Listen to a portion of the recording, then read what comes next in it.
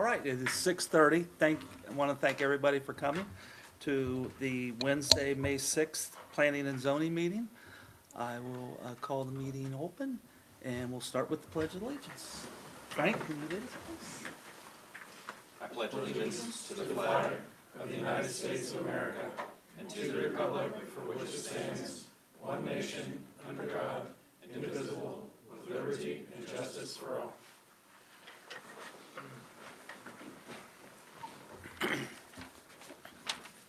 Ask for a roll. Mr. Boggs.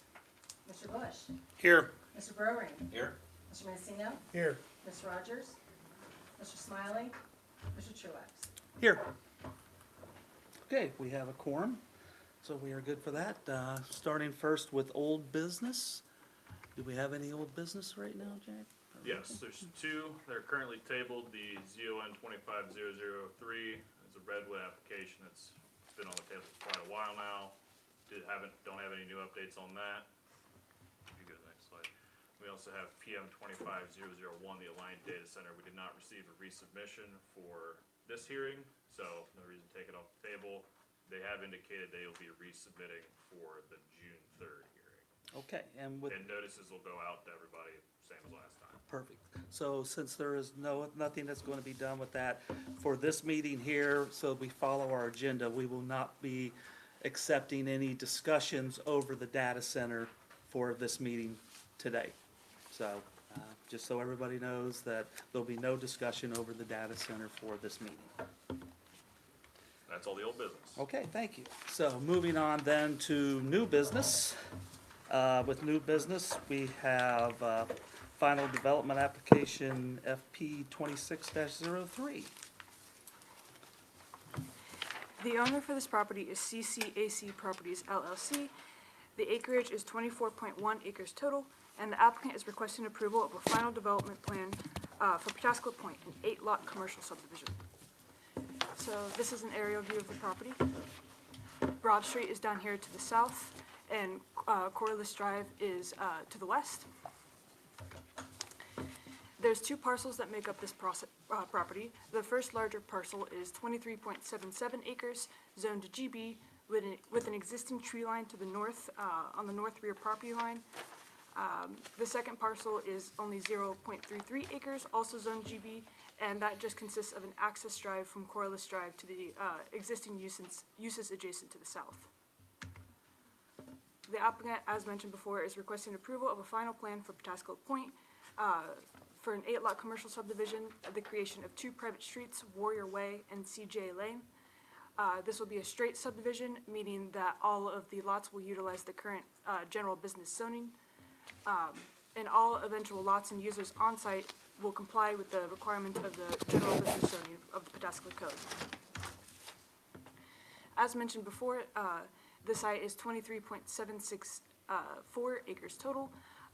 There will be 2.21 acres to be dedicated in the right-of-way along Broad Street, and no reserve area to be dedicated.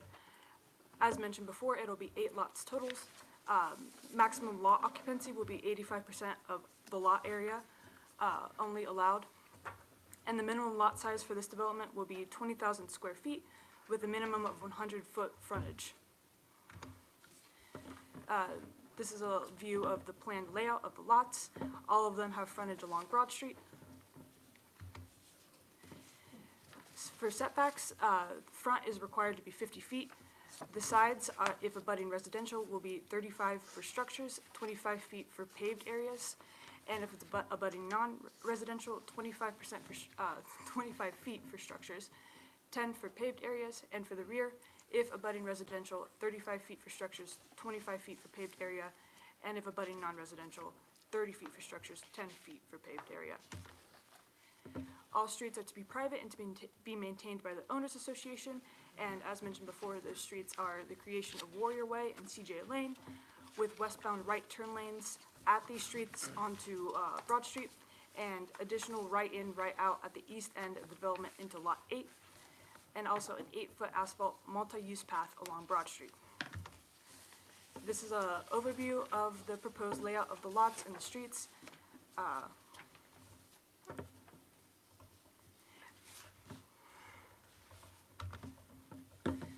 The landscaping and screening for each lot to be installed as each lot develops as part of their TCOD application.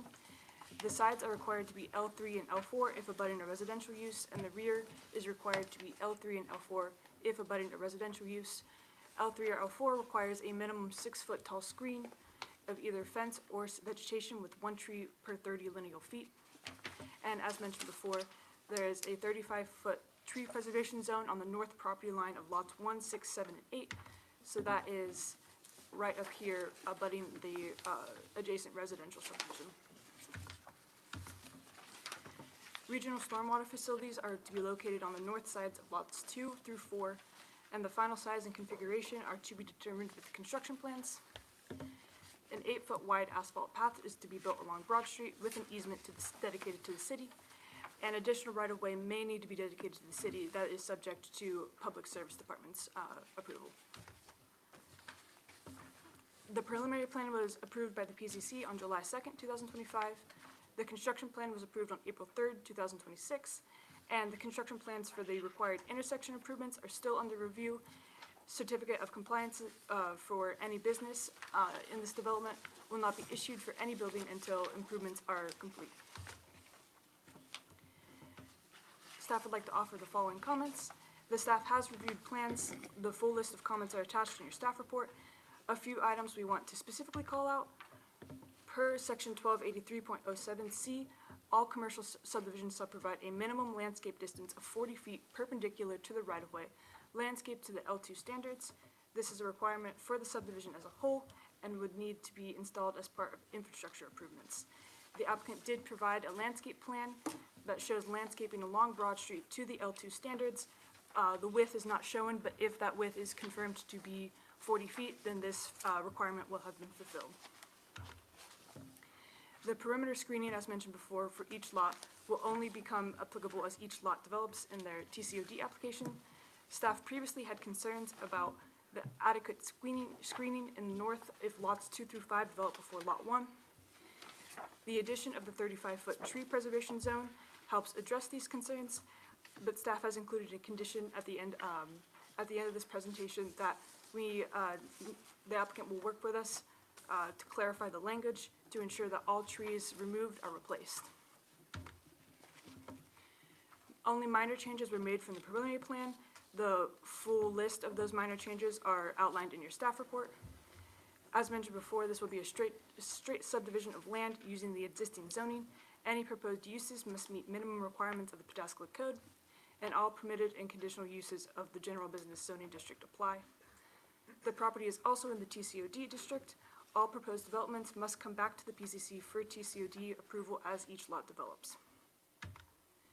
The next step after this would be construction of the necessary infrastructure improvements, acceptance of any public infrastructure, and platting of the lots finally, and then a TCOD application must be approved by the PCC for all individual lots.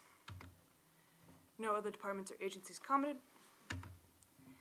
For the surrounding uses, to the north is R7 Village Single Family Residential, single family homes. To the east is multifamily residential, undeveloped. To the south, general business, occupied by medical offices and commercial. To the west is general business as well, occupied by miscellaneous commercial and retail. Should the Planning and Zoning Commission choose to recommend approval of the applicant's request, the following modifications may be considered. 1, the applicant shall address all comments and questions of the Planning and Zoning Department and the Public Service Department. 2, after all comments and questions have been addressed, the applicant shall submit a Mylar copy of the final development plan to the Planning and Zoning Department for signatures and records. 3, pursuant to section 111329 of the Pataskala Code, the final development plan shall be valid for a period of 2 years from the date of the latest signature on the final development plan. And number 4, the applicant shall work with the staff to improve the language of the tree preservation zone note on the final development plan. And I am happy to answer any questions. Thank you, McKenna. We'll start with questions to staff. David? On the final development plan that they have, the lot 1 is split by Warrior Way. So there's the bottom part that fronts Broad Street, which is showing development, and then calling for future building notes on the northern part. I forgot to mention it, but in this site plan, none of the final locations of these buildings are confirmed. So this was just a concept plan. The question I have is, so if lot one is bisected by this Warrior Way, the road, and then they come back and want to develop the north section of lot one, they still have to comply with all of the coverage requirements for lot one, no matter how many structures or pieces are on lot one, is that correct? That's correct. Yeah, correct. And if they were to separate out like the north side of that property, they'd have to come back to the Planning and Zoning Commission again to re-subdivide it. If they wanted to make If they that into wanted to a make that its separate own lot separate lot. with a separate address. Right. That's all. Okay. Couple small questions for you. Can you identify CJ Lane on there? Is that behind 6 and 7 and between 7 and 8? CJ Lane is this small one in between 1 and 2. Okay, thank you. There is one over here, but it's just an unnamed access drive. Okay, I didn't know if that was CJ Lane. That's what confused me there. Is most of the access going to be, well, all of it actually be coming not directly off of Broad Street? They'll come down these lanes and either come in off of the side lane or come in behind? There'll be a right in, right out right here. Oh, that's Oh. CJ. CJ, right in, right out at CJ, and then this is a full access, right? Yeah, and there's already a traffic light there at that intersection with the Lincoln Memorial Plaza across the street. And then they'll have connection back to Coriolis Drive through that access and Right here. then back onto Broad Street at the signal there. But you wouldn't be pulling directly into their parking lots from Broad, correct? Correct. You would have to go into one You of would the, have to go in and then come back. and then come in. Okay, good deal.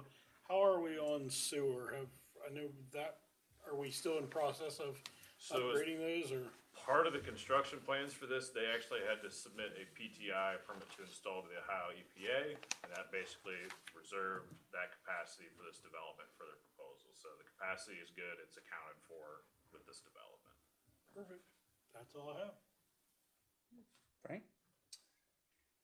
The connection from Corliss to Warrior Way, is that paved right now? Or is that like I'm assuming it's an easement? That is paved That is up paved, to okay. the property line. Okay, so Yep. you just need to finish connecting that off then, okay. Are there any improvements that need to be done to that section connecting Corliss to the property? Can't recall if the construction plans called for it or not. They'd probably have to do a little resurfacing. Okay. And then, so what we're approving tonight is, if we approve it, is it gonna be, they're allowed to do the buildings, or they need to come back for us? They'll need to What's come the- back for the buildings. The This is buil- okay. just the layout of the lots Okay, and so it's just the the roads and the infrastructure that are supporting it, got it. I think that's all I have, thank you. Frank pretty much asked my question too. So yeah, I mean, every one of these lots, whenever they start to do it, each time they have to come back, right? To TCOD. Yes. So basically, the other drawings that are just kind of a scheme, but nothing that is final. Concept kind of. Concept plans. Okay.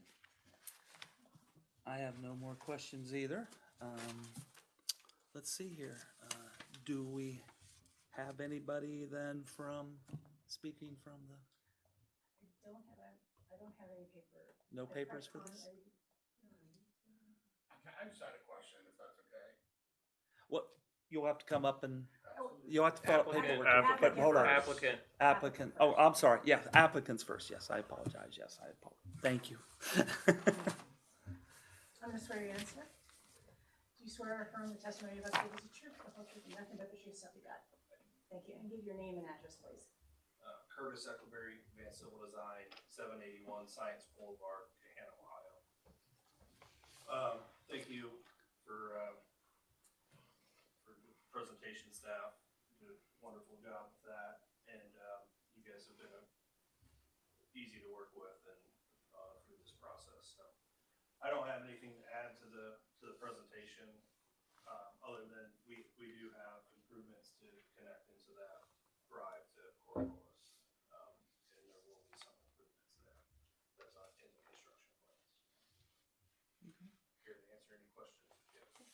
I'll start with the questions. Do you have a time frame as to when you think you're gonna be doing something then? And They're moving I know, or, I mean, as for when you might have people, As far as, you know, Occupants? occupants, I don't know. nothing yet? I believe there are some interest in some of the lots, but I don't know the details. Okay. Frank? Up until the point, so you said you're moving dirt, what's the site gonna be like? Are you gonna plant grass there until you get something, or if there's no applicants identified right away? Yeah, Okay. yeah, it'll be vegetated to make sure that there's no erosion issues. Okay. While, vacant. Okay, that's all I got, thank you. Tim? Remembering the land out there, I believe there's like a stream or a swale that runs north to south there, is that correct? Isn't there like a dip in there that runs north to south There there? was a field tile that was broken and caused some erosion issues that created more of a channelized flow through there. What- But it's not, the environmental showed that it wasn't a stream. What size tile is it? I don't remember. Okay. What's your plan, is to fix it or reroute it, or, That tile will be connected into the storm system okay? to make sure that it's still operating. With these, private drives back there, Warrior Way, CJ, and the other ones behind 6 and 7, tell me about in perpetuity the upkeep on these. I don't want, my concern is, and I've seen this for other places, I'll share with you first, I actually like the idea, I think it's a good use of the land, I'll share with you that personally. But I wanna make sure that it's not an eyesore, we don't have potholes back there because the city can't govern it. What is your plan to maintain it long-term? It'll be owned and maintained by an HOA. We had to submit, documentation on the HOA, during the preliminary with the staff. So it'll be owned and maintained by the HOA, paid, you know, each lot will pay into the HOA to help maintain Okay. everything. Lastly, I'm sure the public would like to know, are you able to speak at all on any interested tenants, who they might I be? have no information. Okay, So, just a design engineer. all right, thank you, I'm I've been good. seeing lots of chatter about and all Sure. of these coming in, so everybody Yeah, wants to somebody know. said a mini putt-putt golf course or something, so, thank you, sir, appreciate it. Good. David? I don't have any questions. Okay. We don't have any more right now, so thank you very much. Now, Lisa, do we have anything for the public? You do not have? Did anybody want to speak? If so, you have to fill out the paperwork, or? Yeah, you'll just have to put your name and address, so I can, I'll swear you in also. I'm gonna swear you in, sir. You swear to affirm the testimony you're about to give is true, the whole truth, and nothing but the truth, so help you God. Yes, ma'am. And name and address, please. Brendan Connerty, 1382 Harold Stewart Parkway. Scott, thank you for all the information you provided. I just had one question actually two questions on the one slide we talked about the tree line preservation on the north side, and it listed out lot numbers. Notice lot number 5 was not on there. It doesn't go to the back. So it's all along the northern property line where it butts on 1, 6, 7, and 8. I'm confused. So what is That's that? lot 5.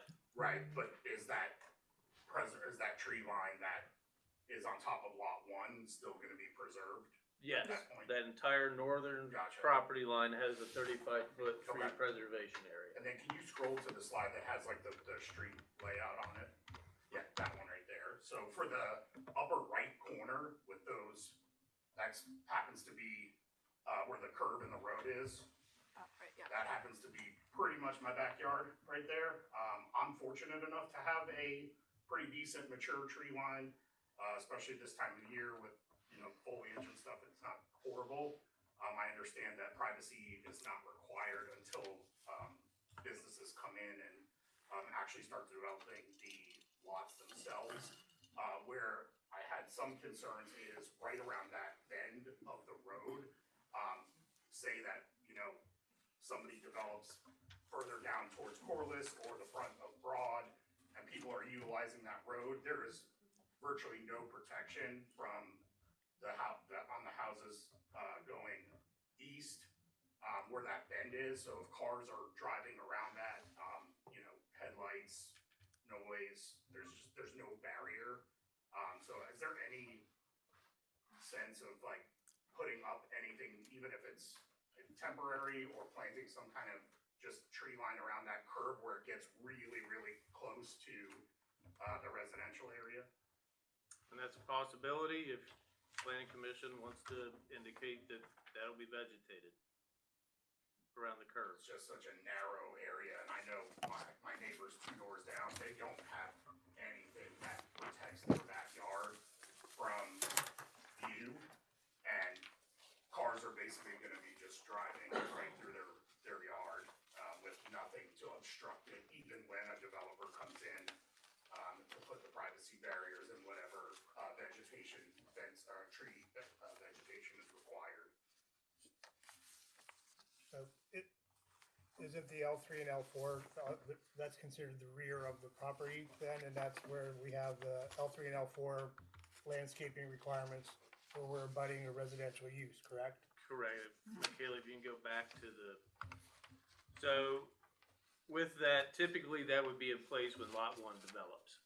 That could be required when lot 1 develops, because lot 1 goes up and all the way over to the bend. So if So- lot 1 were to develop first, the landscaping would be required at that time. If we want to preemptively do that as part of final development plan approval, that can be indicated with a condition to say landscaping will be installed at this time. Because if they do lot 8 first, then, We still or, have traffic yeah, or coming lot, through, but lot 5, or lot 6, they do lot 6, then they don't have to do anything on the That's correct. edge Not of lot till 1 yet. arguably lot 1 or lot 5 were to develop and go through the TCOD process with that landscaping and screening be installed. it's just a really narrow choke point around that curve, compared to some of the other parcels, and like I said, in the winter time, I mean, I'm just gonna be looking right out at it, and right now, just all day long, it's construction equipment, tractors, and staring at mud getting ripped up, so anything to help alleviate that would be greatly appreciated, especially for my neighbors that don't have the tree line protection. We will take it in advisement and we'll discuss it here in just a few seconds. Appreciate that. Anything else, then, sir? Nope, that's it. Thank you. again, Scott, Thank for you. all the information. Appreciate it, sir. Thank you. Okay, so a little, Jerry, yes, ma'am. Oh, please. The roadway is designed where the pavement's gonna be at least 6 foot below existing grade at the neighbor. So headlight screening, or the headlights on the roadway should not be. Okay, so there's already a 6-foot high berm on the Yeah, north grade- side of the grade road. drop, Yeah, we're grading down to the roadway, so, as cars are coming in, the headlights aren't shining directly into those houses. Okay, so they'll be below 6 foot below where the houses are at. is So the what you're saying. headlights shouldn't, The headlights shouldn't be. shouldn't. But is there a little bit of an incline or when you're first coming in? There'll be an incline, but So it's there like might an be. incline. There but then might be. As they're bending or taking that turn, that turn's 6 foot below existing grade at the tree line. Mm-hmm. I'm just thinking when the car's coming in, there could be a possibility of. Also sound. I don't know when they're gonna be construction, obviously not late at night, but So it is. Thank you, thank you very much. So with deliberation then? Any discussion? I mean, if we want to add a condition to do the landscaping, is it possible to limit it to like a length? I don't think they have to do the entire length. You're of saying lot maybe 1. do lot 5, lot 6, or lot 4, Something like, yeah, something just to at least, take yeah. care of the. That way when the curve. road is Yeah, built, so it's gonna be, probably lot 6 and lot 5. That swath, I think, would. Jerry, I think we have one other speaker. one other speaker? Okay. go ahead. And I'll swear you in. Yes, Gordon Weber. Do you swear from the testimony you're about to give is true, the whole truth, and nothing but the truth, so help you God? I do. Thank you.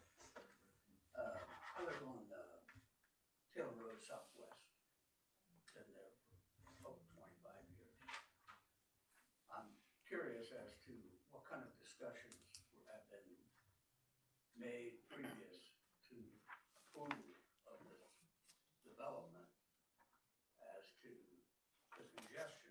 It's all, anyone who lives in that area or neighborhood is on the zoning commission. We all Yeah, live, we all live in Pataskala. We all so live in we know the Pataskala. area very well. Yes. All right, so are you familiar with what's going on Taylor Road at the present? We're discussing this one right now, sir. Excuse me? We're discussing this plan right now. I understand that, but I'm just saying, What, is Taylor Road adjacent Is- to this is- property? This that Taylor we're Road's not, discussing? I think he's trying to use it as an you're example. talking Taylor Road down this way, correct? the traffic pattern, Mm-hmm. Taylor Road Southwest, okay? Which is where this. We're not talking. We're not about the talking about Taylor Road project right now, sir. Sorry. That'll be later. That will be another one coming up. This is development on is up by Broad the Street Kroger. East. This is the one beside Kroger. East of Kroger, behind First Bremen Bank there.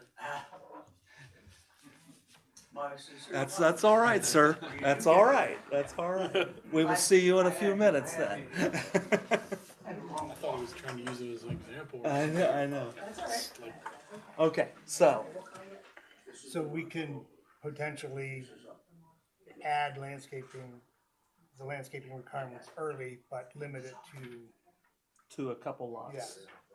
What you guys' thoughts? yeah.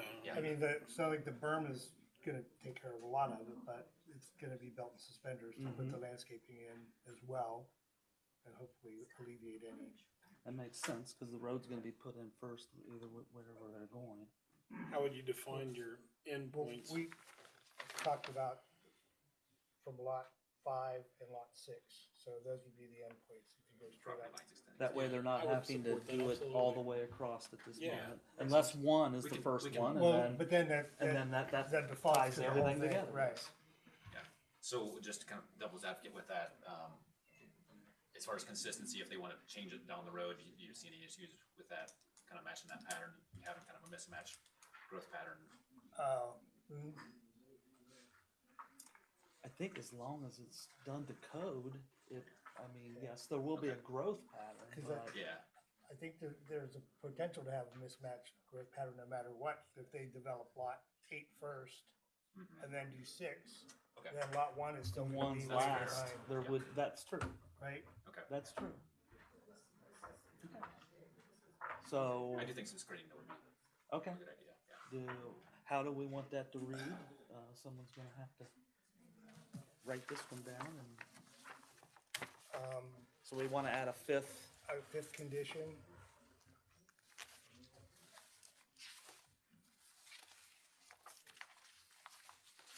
To require the L3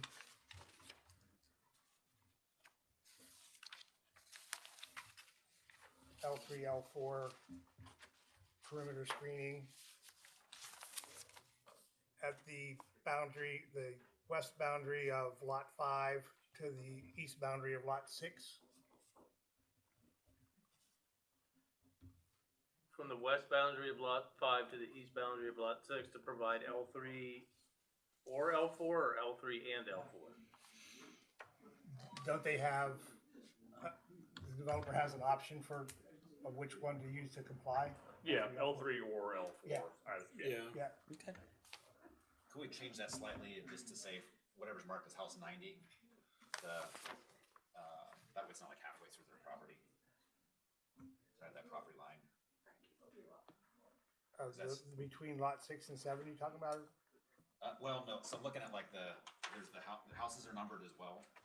And so it would be on there as I'm looking at that very first page here. It's labeled with 90 on it. It's like if you extend that property line out, but just a little bit to the Oh, left. so, okay, you're talking about going over to lot 90 all the way then over to lot 81? So from Is that the, what you're talking? the Yeah. boundary between 89 and 90, correct? Right. So it'd be the east point of 90, Although, southeast point. once they make the turn, if they're gonna make a left-hand turn and go west, they are heading away from lot 90 at that point. So, Is that possible, Scott, to actually go off of the lot numbers of the houses behind there, or is it better for us to go off of lot numbers on the property itself. It'd probably be easier to document if it's based upon the actual lot numbers on this. So this would pretty much be the entirety of the back of lot 5. Right, Yeah. and lot 6. And lot 6. Well, where it terminates into lot 6, right? So Yeah. the Yes. road and then it terminates, so pretty much along the back portion of lot 5. Okay. Anything else that we wanted to discuss? Just to make sure we're on the same page, it would be from here around and down. I was gonna go all the way to the east line of lot 6, right? Yeah, So the entirety of from the west boundary of lot 5 to the east boundary of lot 6? Yes. that was what I proposed, but Connie, are you here for the applicant? Go ahead, please. Go Swear ahead. affirm Swear in. testimony about the truth, the whole truth, and nothing but the truth, so help you God. I do, thank you. I'm Camille Field, box 991 Pataskala. I just want to make sure that your condition is saying that that added landscaping is on lot 1, but spanning from those particular areas, correct? Because if it's on the other interior lots, it's not going to help the road. If they start with lot 1, it's already gonna be invoked. Yes, ma'am. it's just getting a jump start on Sure. that. I Just in understand case someone, they start right at lot 5 and Sure, 6. I just wanted to make sure it wasn't on the lots actually fronting on Broad, but on lot 1 associated. Yeah, with- yeah, One lot right, one, that yes. section of lot 1, that is in line with the boundaries of lot Okay. 5, yeah. That makes sense. Yeah. Thank Okay? you. Okay. Can we have our condition refer to the recording, maybe?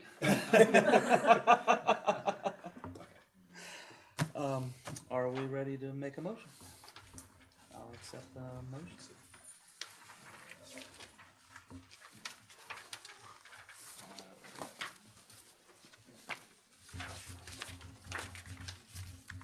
I will, another one here. I move to approve an amendment to approve preliminary development plan for application FP 26 003 with the listed condition and a 5th condition for L3 or L4 screening on lots 1 extending out through lot 5 and then for lot 6 to be done before any at the onset of the construction. Second. Thank you. Tim? First and second? Does everything sound right on that, Scott? Everything read right on that? What? Sorry. Oh, are we okay with our Yeah, fifth? I think I got it. You got it? Okay, Gotcha. okay, thank you. Okay. Mr. Roll. Burry, Yes. Mr. Bush, Yes. Mr. Truax, Yes, Mr. Mancino. Yes. okay. Motion has passed. Moving.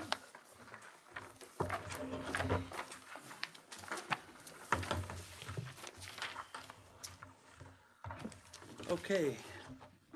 We are moving on to B, which is the replat application REP-26-0001. Thank you. So the applicant is Kevin L. Baxter, the owner is Tyler and Samantha Voigt. The location is 207 Leasy Drive and 0 Middle Ground Road. Total acreage will be 6.578 acres and it's zoned plan development district. And the request is an approval of a replat in order to include an additional 2.620 acres of unplatted land from 0 Middle Ground Road to parcel lot into Lot 9 of Scenic View Estates to create Lot 9A. So here is our site. We have 310 over to the west. This is the Scenic View Estate subdivision. Over here is Phase 1. This is Lot 9. This is 0 Middle Ground Road. That will be the future Phase 2 of Scenic View Estates, but that has yet to be platted. So as I mentioned, there's 2 parcels in this replat request. They are both zone plan development district and they're subject to the Scenic View Estates development text. The first property is 207 Leasy Drive. That's the existing Lot 9.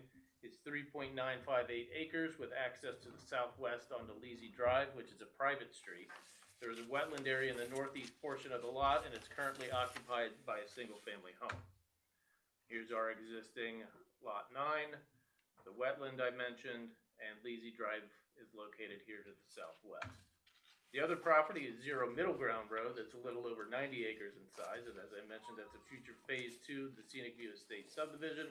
This has 2 access points on the Middle Ground Road, 1 to Faultless Lane and 1 to Regret Drive, currently vacant and does have multiple wetlands located throughout the property. So if we look back, here's phase 1, lot 9. Here's 0 Middle Ground, which would be the future phase 2, and we can see the various access points coming into the property. So the proposal is to take the 3.958 acre lot 9 at 2.620 acres from 0 Middle Ground Road, that would be the future lot 57. And then we would create a lot 9A totaling 6.578 acres. So basically, lot 9, taking the acreage, and then we would create the red area here, which would be lot 9A. And here's the replat proposal showing what that would look like. With the planning and zoning, the proposal meets the requirements of the Pataskala Code and the Scenic View Estates development text, although there were a few minor updates that needed to be made to the replat. City of Pataskala should replace Licking County, Ohio in the dedication note. References to Montgomery County should be replaced with Licking County. References to 2025 should be updated to 2026. And notes A, B, and F from the original plat should be added to the replat, just to make it clear that those notes still apply to those. Should the replat be approved, the applicant would need to submit a Mylar for signatures, which would be recorded within 30 days of the final signature and returned to the Planning and Zoning Department. No other comments from other departments and agencies were received. Surrounding properties, all planned development district, and all part of Scenic View Estates, either phase 1 or 2. So should the Planning and Zoning Commission choose to approve the applicant's request, the following conditions may be considered. 1, the applicant shall submit a replat Mylar in accordance with sections 1113.39 and 1113.44 of the Pataskala Code after comments from Planning and Zoning staff have been addressed. Pursuant to 113.49 of the Pataskala Code, the subdivider shall file the replat within 30 days of the final official signature and return the recorded Mylar copy to the Planning and Zoning Department. And 3, the reduction in size of future lot 57 shall be reflected on the plat for phase 2 when submitted. And I'm happy to answer any questions. Thank you, Scott. One thing does pop into mind for me when we did the animals and, you know, chickens and things like that, and animals that could be on there. That does make this 6 acres, 6 point whatever it was acres, right? Mhm.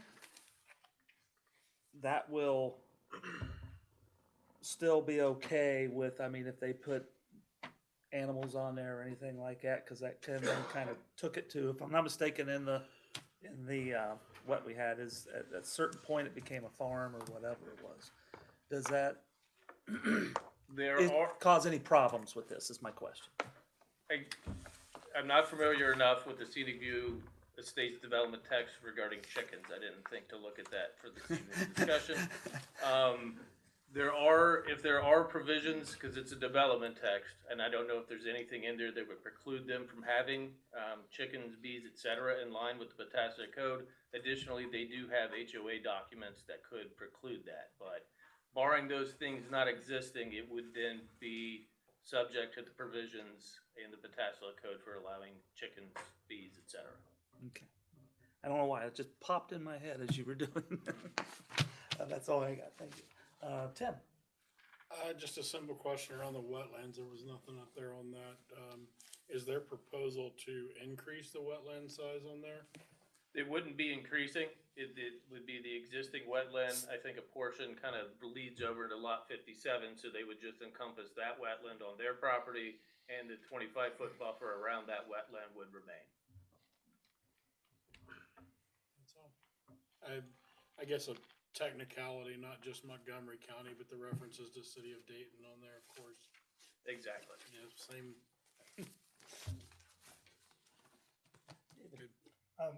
Just for my own clarification here. So there will no longer be a lot 9, it's just gonna be lot 9A, is that correct?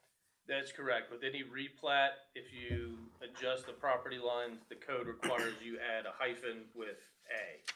Okay. Or B, C, if it So continues to change, It's but not that's, lot 9 and lot 9A, it is now just 9A. that's correct.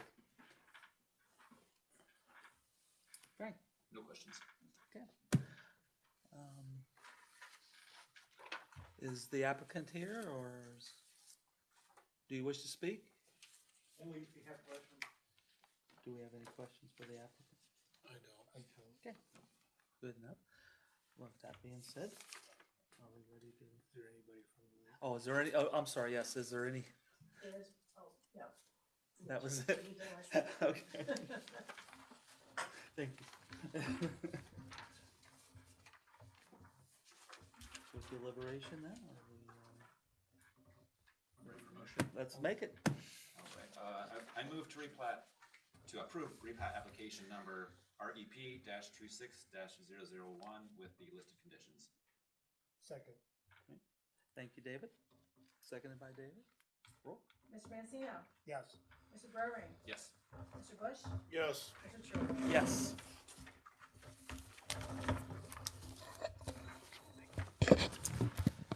Okay, moving on to the final one on our docket now is C, the rezoning application of ZON-26-001. Jack? Of course. So we are located at 8600 East Broad Street. It's actually 5 individual parcels totaling up to just over 66 acres in size. It's in 2 existing zoning districts, that's GB General Business and R20 Medium Density Residential. The applicant's requesting a recommendation of approval for a rezoning from GB and R20 to PDD Planned Development District and the approval of a preliminary plan pursuant to section 1255.13B9 of the Pataskala Code for Upton Crossing. So if you take a look up here, this is the subject parcels outlined in yellow. So we've got frontage here on Broad Street with 3 of them, and then there are 2 about 60-foot wide parcels branching off going to Taylor Road. So again, there's 5 total parcels. 3 of those, just over 62 acres in size, have almost 1,000 feet of frontage on East Broad Street. There's 2 other parcels, 60 feet wide by 200 feet deep each, extending to Taylor Road from the east between the existing houses on Taylor Road. About 8.58 acres of these are zoned, of the frontage on Broad Street zoned general business. The remaining balance is zoned R20 medium density residential. The area is mostly wooded with a waterway, the Dysart Run, with wetlands and floodplain in Zone A. Here's kind of a look at the existing conditions on the property. Excuse me, could we keep the talk down so we can hear? Go ahead. So I had to flip the map around just so it'll show up on the screen. So north would be to your right on this screen. Broad Street to the south is over on the left. So you can kind of see, look at the existing conditions. It's mostly wooded. We've got the Dysart Run running through here, was surrounded by floodplain in Zone A and some wetlands scattered about on the property. So the request is a recommendation of approval to rezone from GB and R20 to PDD Planned Development District. Planned development districts include the adoption of the proposed development text by ordinance, and that becomes the governing zoning document for the development, and the approval of the proposed preliminary development plan before you today. So the development's called Upton Crossing. There's 3 sub-areas. One's gonna be 95 single-family home lots. One's gonna be 360 multifamily units, and the third is a commercial sub-area along Broad Street. Here's a look at the proposed overall development. Again, north would be to your right of the screen here. Here's a look at the breakdown of the sub-areas. So sub-area A on the front, the commercial frontage. Sub-area B, the proposed multifamily, and sub-area C, the proposed single-family area. And then here's their phasing plan. Phase 1 being the multifamily, phase 2 being the single-family, 2 and 3 single-family, and phase 4, the commercial frontage. So again, the total site's just over 66 acres. The proposed density is 6.86 dwelling units per acre. If you're just looking at the residential only density, it's 7.46. The open space percentage is just over 35 at 23.26 acres. proposed access, there's gonna be a full access onto Broad Street that's most likely gonna have a traffic signal depending on the traffic impact study, and potentially additional access to Broad from the commercial sub-areas depending on the findings of the traffic impact study. There's also gonna be 2 emergency-only access and multi-use trails to Taylor Road to the east. For roadways, it's gonna be a 60-foot right-of-way public road from Broad Street that ends in a loop, and then a second cul-de-sac branching off to the east. The multifamily areas to be private roads, as well as the commercial sub-area. For signage, they're gonna have 1 shared sign for the overall development at the entrance onto Broad Street. A breakdown of the sub-areas themselves. We have sub-area A for the commercial component, just over 5 acres built in 2 phases. Density is proposed to be 10,000 square foot an acre, so the total site coverage that they could have would come out to 52,600. The permitted and conditional uses proposed in this area are the same as those in the PRO, DB, and LB zoning districts, excepting gas stations, which have been moved to be a permitted use. Here's kind of an outline of the commercial sub-area on both sides of the proposed public road off of Broad. Setbacks, so it's undetermined in the development text. They actually provided 2 separate sets of setbacks that kind of differ. The max building height in this sub-area is going to be 35 feet. The interior roads are to be private, and additional access may be permitted to Broad depending on the findings of the traffic impact study. Parking amounts per the development text are going to meet current Pataskala code with minimum sizes of 9 foot wide by 18 feet deep, and light poles shall be no greater than 30 feet in height. Here's kind of a look at the proposed landscaping plan. So we have street trees coming in off Broad.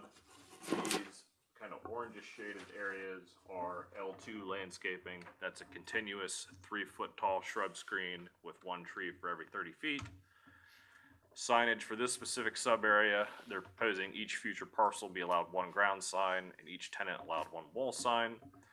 The landscaping in the development text, they said, shall meet current Pataskala code. For architectural design standards in the development text, they stated building facades shall incorporate repeating pattern that includes the use of color, texture, and material change. At least one of these elements should repeat horizontally.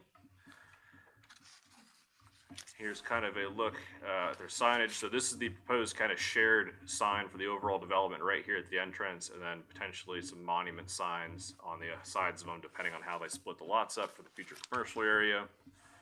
Here's a look at some of those potential ground signs for future tenants.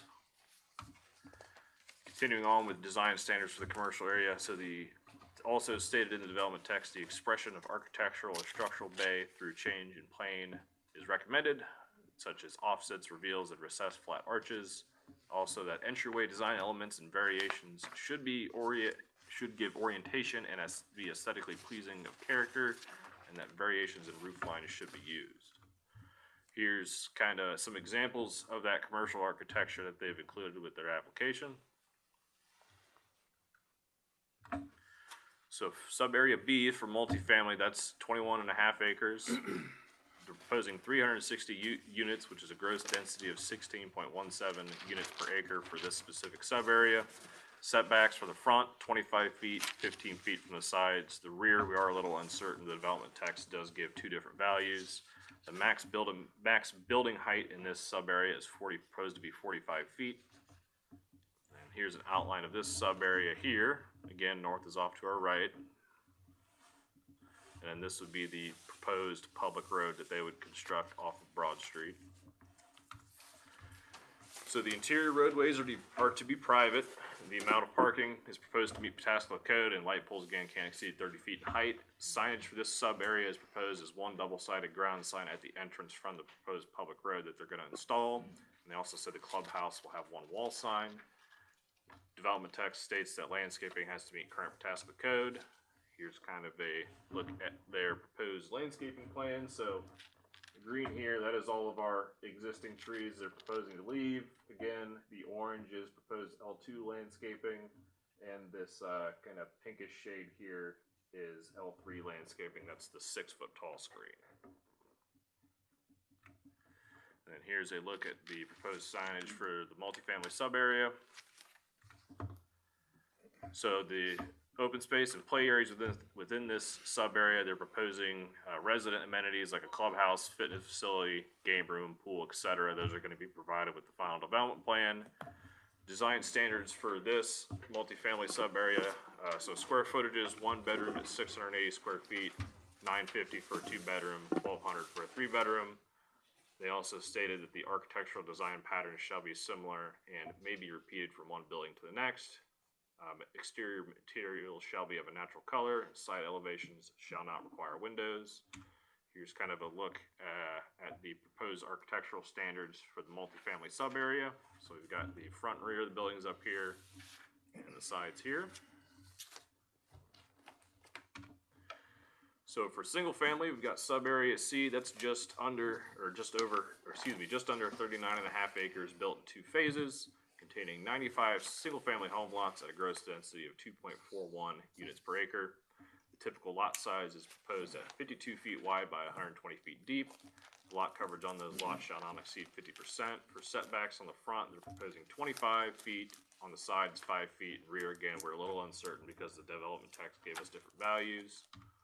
Here's the proposed single-family sub-area outlined in red here. So we've got the public road continuing back, looping here with a little eyebrow cul-de-sac, and then a second cul-de-sac branching off to the east here. And then the 2 emergency-only access drives going to Taylor Road. Here's a look at the kind of illustrated landscaping plan for that. So the maximum building height in this sub-area is 35 feet. All the roads would be public. The development text state they'll meet current Pataskala code. For signage, they're going to have 2 single-sided ground signs at the entrance into the sub-area. Also stated landscaping, the development text is going to meet current Pataskala code. Open space and play area, they stated they'll be putting paths around the stormwater facilities. Here's a look at those single-sided signs they want to put at the sub-area. And so for design standards in the development text, they stated that they request that any deviations from the residential appearance standards be reviewed as part of the final development plan. Staff will note per code, deviations either have to be written into the development text at this point, or they have to go to city council to ask for a variance through them. Here's kind of a look at the environmental plan for the property. So again, we have the stream here. You can kind of see the outline of the floodplain area in blue. The proposed parts of the floodplain they'll be mitigating, as well as where their proposed stormwater ponds will be, excuse me. So they did request, I believe, a number of divergences that are listed in the staff report there. We will note that a couple of those actually aren't needed. Some of them were from incorrect sections, and they also, part of our review, we found that they're going to need a couple more beyond what they requested. So those are listed in your staff report there. As far as some notes on the actual process for planning development districts, again, this is a zoning amendment, so Planning and Zoning Commission is going to make a recommendation to City Council. The planning development district rezonings include the adoption of the proposed development text as an ordinance that becomes the governing zoning document for the development. And no changes can be made to that development text after the fact. If they want to make a change to the development text, they have to go back through this whole process again. So as part of our review, staff would offer the following comments. The future land use map recommends medium density mixed use. The comprehensive plan that was done in 2021 describes this as allowing for both residential and neighborhood focused commercial, such as retail and office. At a development intensity recommended between 5 to 10 units per acre for residential and less than 30,000 square feet per acre for commercial. As proposed, the residential density is at 6.86 units per acre and the commercial is at 10,000 square feet per acre. So further recommendations of the comprehensive plan include incorporation of complete streets with short blocks that promote multimodal travel, parking, and a lush landscape. Also recommend parking for being provided to the rear and side of buildings. And that building should create visual interest on the street with windows, high quality natural materials on each elevation, and that open space such as parks, plazas, and natural areas should be dispersed and interlinked throughout the development. Again, those are the recommendations of the comprehensive plan.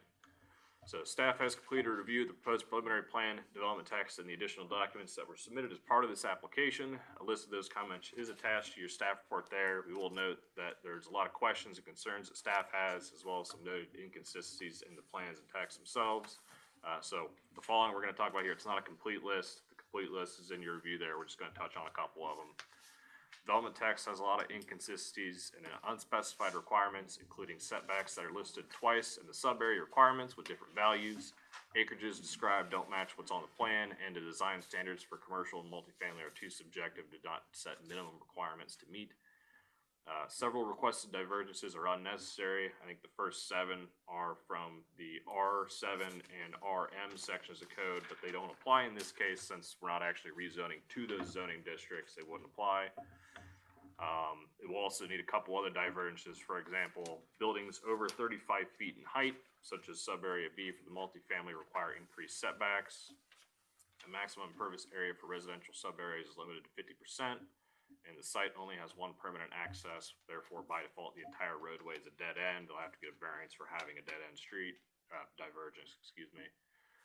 The preliminary plan also needs reformatted into a comprehensive plan set title sheet, and there were no provisions for CBUs, which the Postal Service will require for any new residential development.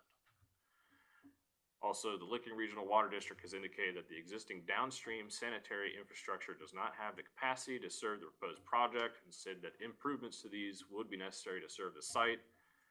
They also submitted a traffic impact study to the city for review. That's currently still under review, and the findings have not been approved. So, following a recommendation by the commission, the application will go to council. The only condition that may be included is to provide copies of the application to council for review. No other conditions may be included as per the city law director that would constitute contract zoning.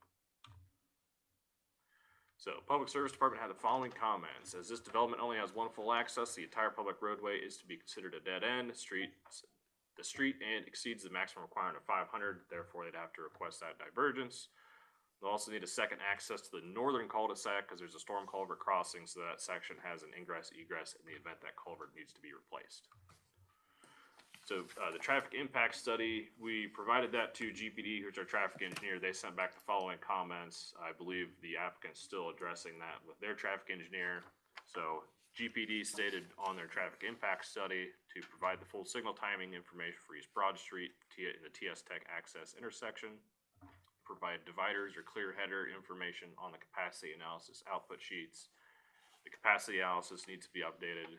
Use a design speed of 50 miles per hour when calculating turn lane storage lengths. And then an in-depth review of the intersection capacity analysis did not occur due to the nature of the initial comments, and an in-depth review will be conducted once additional comments are addressed.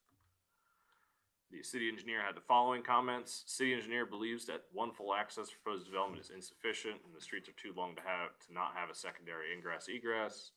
The city engineer also strongly recommends moving the stormwater management ponds out of the 100-year floodplain. After the staff reports went out, we figured out it's actually prohibited under the City of Columbus Stormwater Design Manual to have retention basins in the floodplain, and we use the City of Columbus standards for our stormwater design.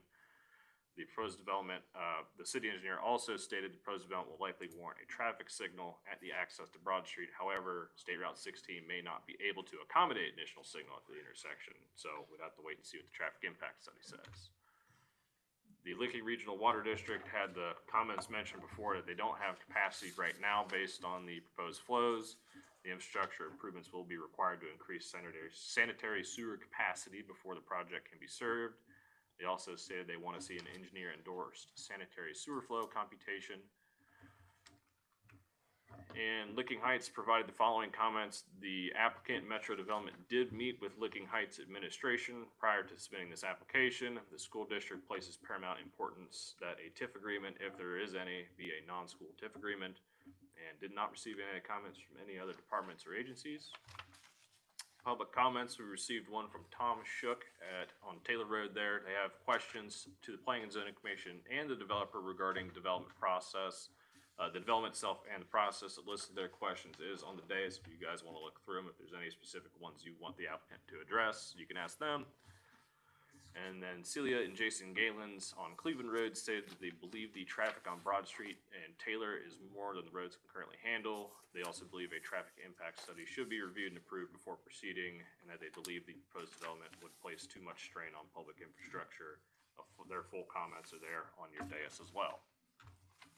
Surrounding properties. So to the north, we've got M1 Light Manufacturing, which is Visu Sewer, their utility contractor. On the east side, zoned R20 medium density residential, that's the single family homes fronting on Taylor Road.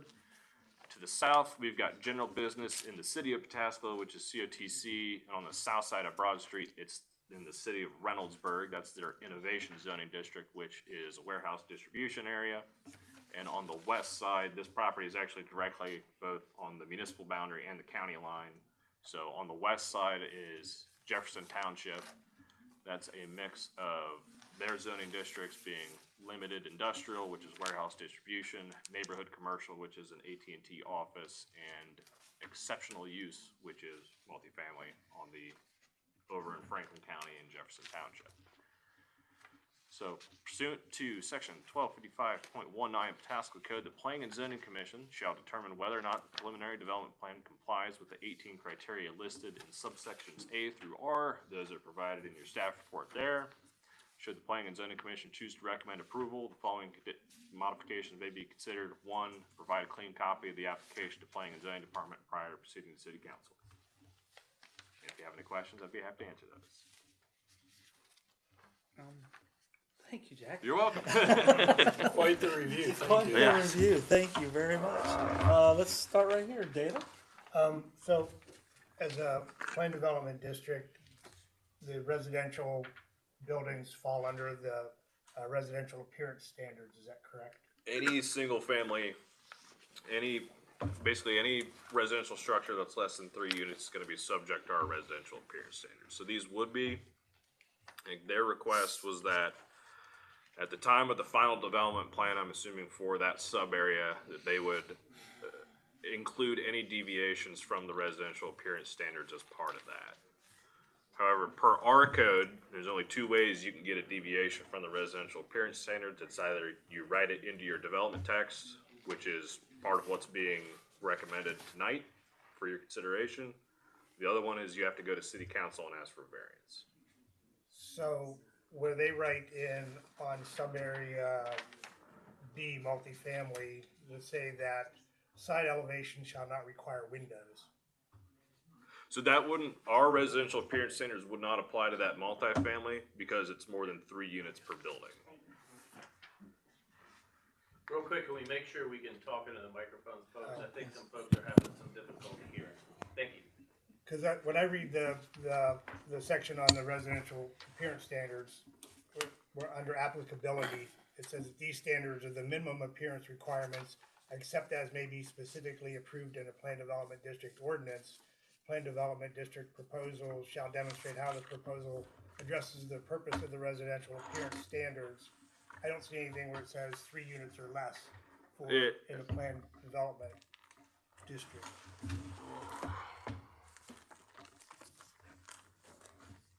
What section is that under? It's 1296, under 1296.02 applicability.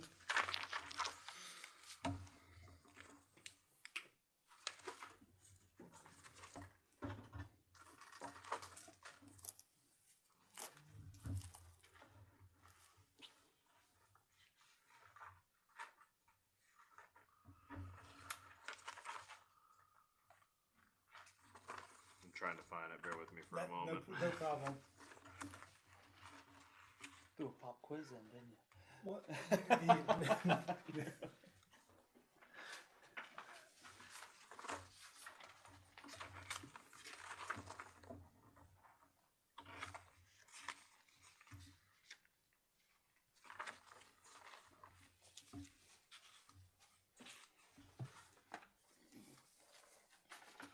Do you know where it is, Scott? I can't No, find I'm it. not seeing it either. No. You want my copy? Yeah. The question about that is, under the comprehensive plan and under the residential appearance standards, they seem to require 4-sided architecture. Having large blank end walls with no fenestration and nothing seems to not be in accordance with the comprehensive plan or the appearance standards, and just seems to be not neighborhood friendly to have large expanses of sidewalls where they're just blank wall. That would be something for you guys to consider. So, I mean, with the development text, they can write in divergences or what have you, like parts of the code that, you know, they feel they shouldn't have to meet, but however, Ultimately, it's gonna be up to you guys to make a recommendation on And, whether or not and that's what I acceptable. thought when they included in here that says side elevation shall not require windows, to me, that is a divergence and should be listed in the divergence that they're requesting, because Okay. according to everything else I see, four-sided architecture is required. Okay, yeah. Any other questions? That's it for right now. That's it for right now. Tim? You had a minimum length requirement or a maximum length requirement of 500 foot on that road there. What was the actual length of their proposal? Much larger, I didn't calculate it. Okay. That was all I had. I'm good. Frank? So looking at kind of the lot layouts here, so they're putting it right over the top, at least a good chunk of it over that 100-year floodplain. I mean, the retention ponds are there, and then some of the structures are over the 100-year floodplain. Am I reading that right? Yes. Okay. All right. That seems kind of a concern there. Is there anything in our regulations prohibiting that? Not necessarily, aside from, you can't have the retention basins within the floodplain, because that's a stormwater design manual requirement.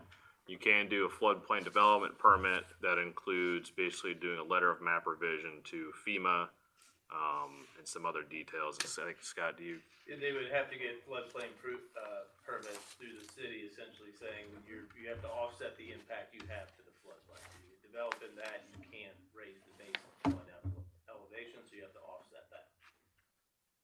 Okay. But that would require a separate review. Okay. And then there was a comment in there about being unable to add conditions to this. I'm trying to understand what that is, because I thought with the plan development district, we kind of right to text how we want, so.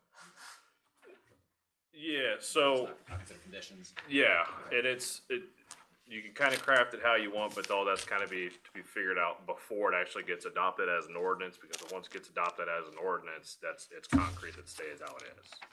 So if there's a bunch of conditions and things on there, it kind of muddies the waters, and it can be interpreted as contract zoning, which we can't do. Okay. So basically, the only condition we could put on it is to provide a clean copy to council, which is like, oh, you misspelled this word or something, ought to correct that and then give us a full set to give to council for their review. Okay, but we can require changes to the development text, though. No. Yeah, you can't add any conditions, like require conditions as part of like an approval. So if there's changes you want to see, those need to be done before you make your recommendation. So we can suggest Because that we want what to you see recommend Okay, to so city it council, like, has to be done before. Has to be done before, Got it, yes, yes. the application that you make a recommendation on is what city council's gonna get. They can't change it Yeah. from here to city council, because they have to review the same thing that you did. Okay, and then, obviously, water's a huge thing here. Was there any kind of estimate on when sufficient water and sewer would be available? We Timeline? were not given any. Okay. Yeah, just a lot of questions, but that's it for now. I agree with you. So the traffic study, we don't know if it's incomplete yet, but it's still under review right now, correct? It's under review, yes. It's under review, okay. And we have no answers on water or sewage or anything like that at this moment, right? Yes. Okay. That's all I have. Water, Any other- water, What- yes. water, Sanitary sanitary, capacity I'm was sorry, what the yes, district just water. indicated they had issues with. Okay. Okay, any other questions for staff real quick? Okay. Sorry. So just to go back to the retention ponds, they are currently, as they are in the plan, they do not comply with our regulations. Correct. So they would have to either do something through FEMA to mitigate those and get that approval, or redesign the plan development to show retention ponds outside of the 100-year flood. That's my understanding, yeah.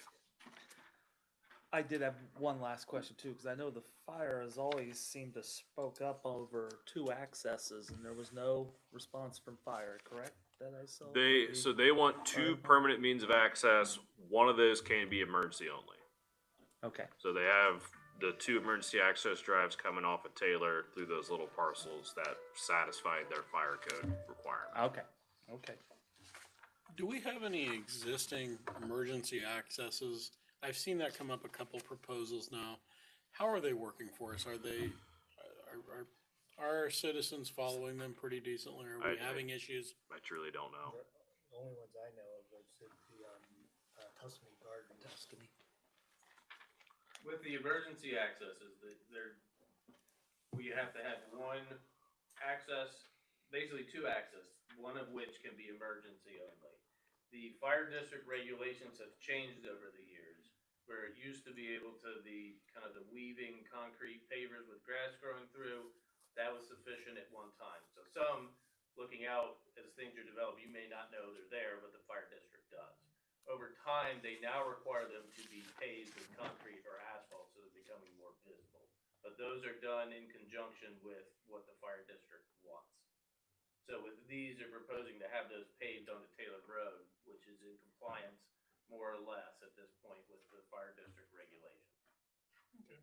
Wonder how they're working. We're not having issues?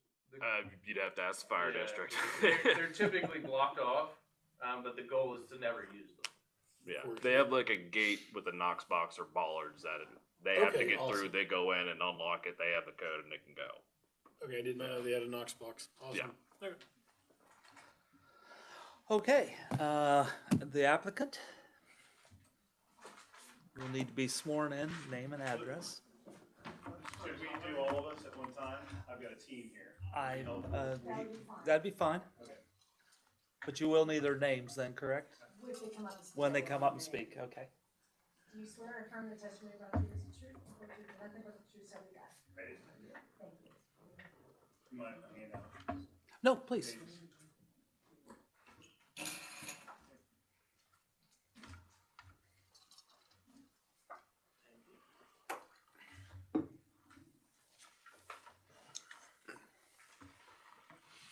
Thank you. I know you guys need some space for this. Yes. Thank you.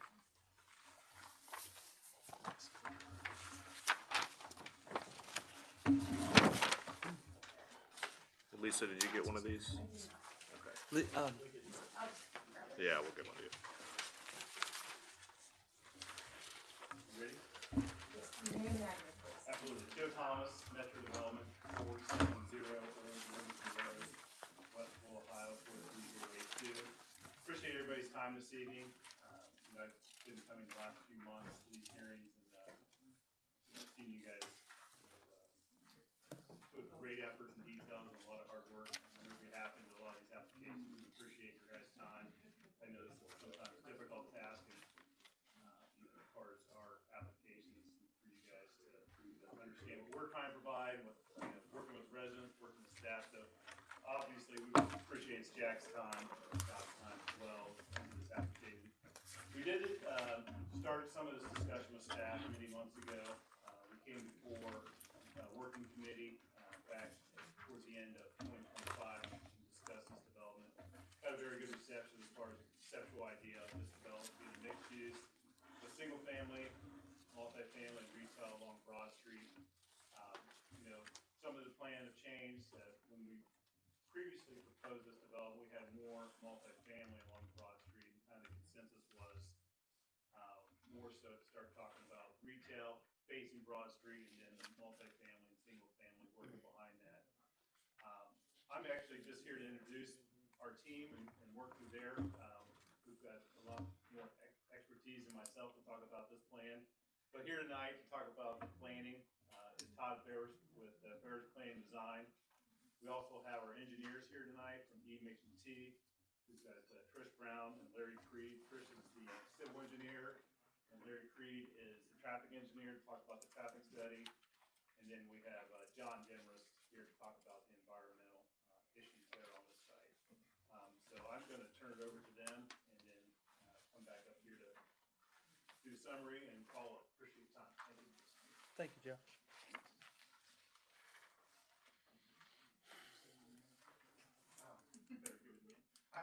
Hi, I'm Todd Ferris.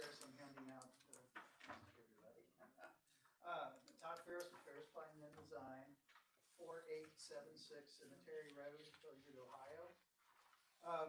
Jack, that is the most, best presentation that anybody could have given of this project, and very thorough. I do appreciate it. Of course. Everything that Joe wanted me to talk about, you've actually touched on, which is interesting, but I still gotta talk because I'm gonna charge you one way or another. As was stated, this property, I don't know, do you have the color one to put up there? Do you have a color one, I guess? I know you handed that out, but. Yeah, that one will work. Obviously, we're all aware that this is right on the county line between Reynoldsburg and Pataskala. Due north of Limited Branch Distribution Center. This parcel is one of the last holdouts that are in this area. And it has the ability to be served through all the different utilities and things with some minor issues. One of the things that I think is most interesting though is the comprehensive plan specifically calls this out as a mixed use density or a medium density mixed use sub-area. And when we started looking at all the different aspects of that and what Joe wanted to propose on the site, this really fits very neatly in that box. As far as the compliance, the comp plan calls out 5 to 10 units per acre. We're at 6.86, so we're on the lower end of the 5 to 10. And the commercial density is 30,000 square foot maximum. We're at 10,000 square foot maximum per acre. And then the plan itself calls out specifically single family, multifamily, retail, and office, which we are proposing on this site. As far as other elements of that comp plan, it talks about several different things. Fronting buildings onto streets, our development text recommends or states that we'll push our buildings up closer to Broad Street with them fronting on it. We've also taken our multifamily buildings and pushed them up to the interior streets so that they're all protecting parking in compliance with the comprehensive plan. It also states that we should incorporate, can't remember exactly what actually I can find it here, but he wanted us to incorporate landscape features, rustic architecture, and open space to help emphasize the area. And if you, the architecture that we have proposed really is more of a farm style architecture. That was also a recommendation of the body that we brought this through for preliminary several months ago. And so those are the characters that we wanted to have for that.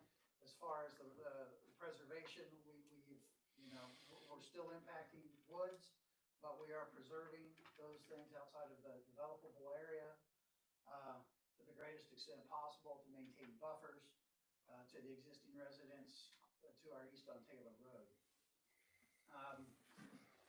One of the things that I think is important too that we have tried to keep in mind is that our access points to Taylor Road are, we're wanting to limit those to emergency access only.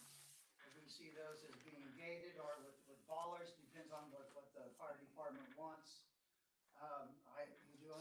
I understand the concerns of the city engineer, but these have to be 20 feet wide at a minimum to comply with the fire code.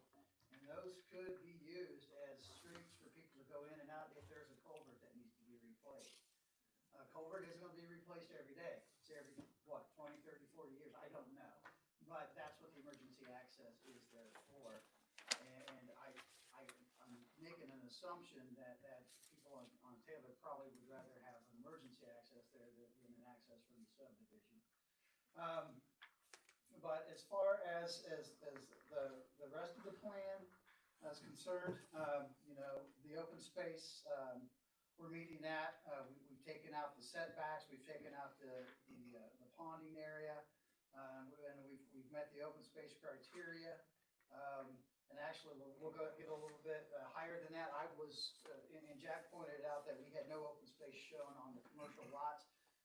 That was, in my mind, I wasn't gonna count anything on that because I didn't know what it was gonna be, but since we only have 80% lot coverage, our open space will go up very slightly, but, not by much, but still it does go up through, what comes in a little bit. Again, sub areas, Jack went through those very specifically. We have the commercial frontage, the multifamily core, and then the single family, neighborhood. And then again, we're gonna utilize the wooded areas, the ponds, the access around the streams, more for passive recreation. Then, obviously, ball fields and soccer, because we don't wanna tear down any more trees, than we need to on these sites. I don't know if there's any other highlights that you want me to hit. Jack did the best job I've ever heard. I'm serious. That I've ever heard. So anyway, okay. Measures.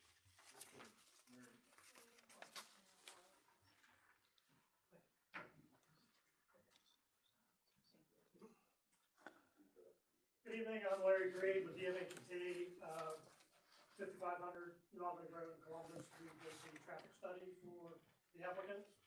I appreciate the opportunity to talk to you about that tonight. In terms of process, we're pretty far along.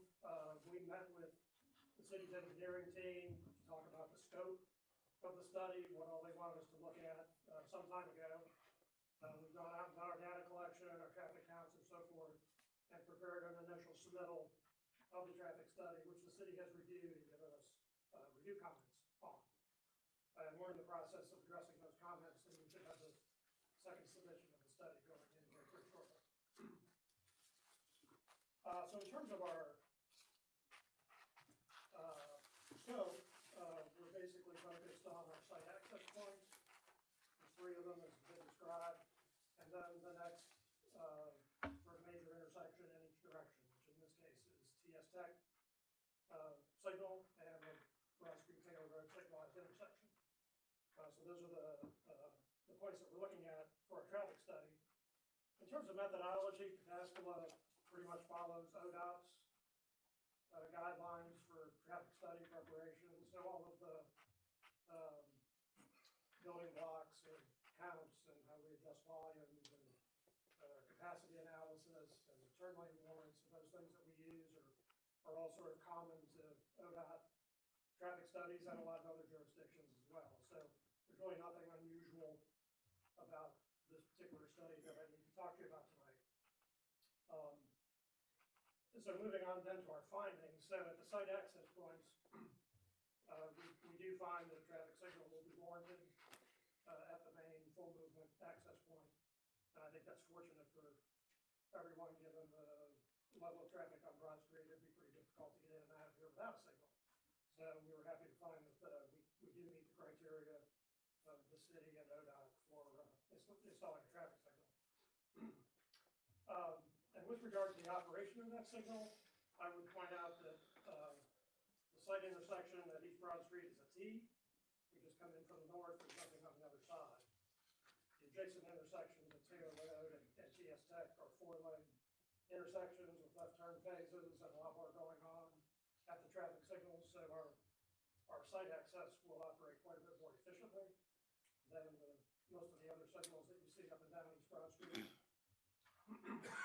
So a lot of our cycle time, the green time, will be able to be allocated to East Broad and move that traffic through quite a bit more efficiently than the adjacent signals do.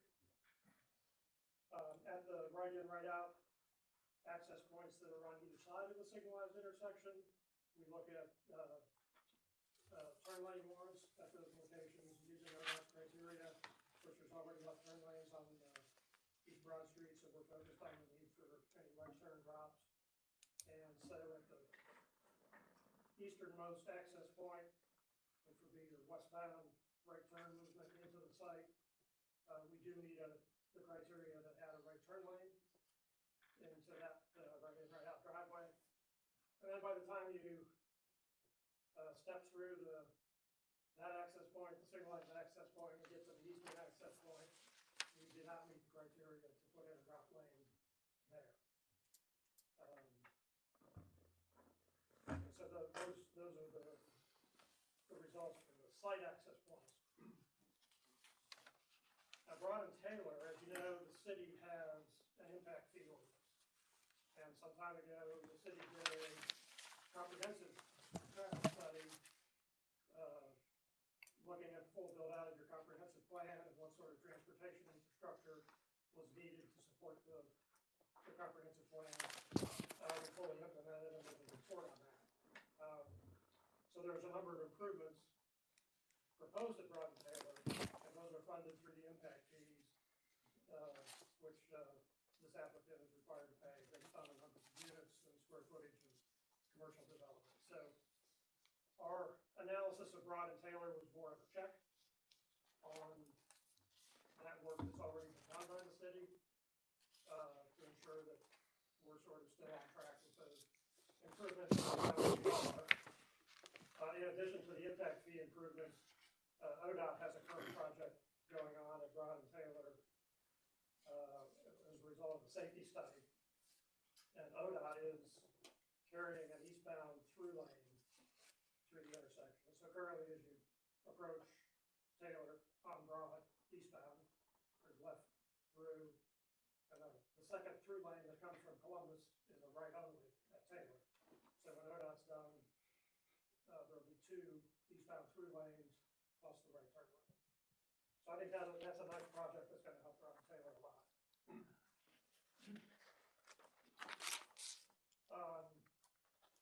And then at the TS Tech intersection, we analyzed that as well. Of course, we're not adding any traffic to the TS Tech driveway because we don't connect to it. So our impact there is pretty minimal, and we don't really recommend any improvements at Broad and TS Tech.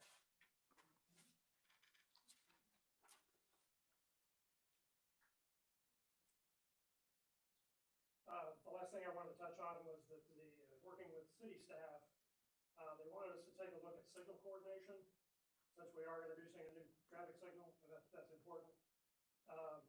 Our spacing, we located the access point pretty close to the middle between TS Tech and Taylor Road, so we try to get even spacing in there, which helps with coordination. And the spacing is, a little tighter, but in the ballpark of the pattern you see in Columbus as you move west to the signalized intersections that are in Columbus. Coordination is a little challenging because of the jurisdictional change. So Columbus has a system that comes all the way out East Broad and connects to TS Tech, and that's the end of the Columbus system. Then of course we're adding signal here, and then Taylor Road is in Pataskala jurisdiction. So as a technical matter, anything can be connected and coordinated, but because of the jurisdictional lines, it's often difficult to coordinate from jurisdiction to jurisdiction just due to security concerns and access to the system and that sort of thing. So what we looked at, working with staff, was using Columbus's timing system, which in the peak hour runs 150-second cycle. So pretty long, 2.5 minute signal cycle, which is fairly long in traffic terms.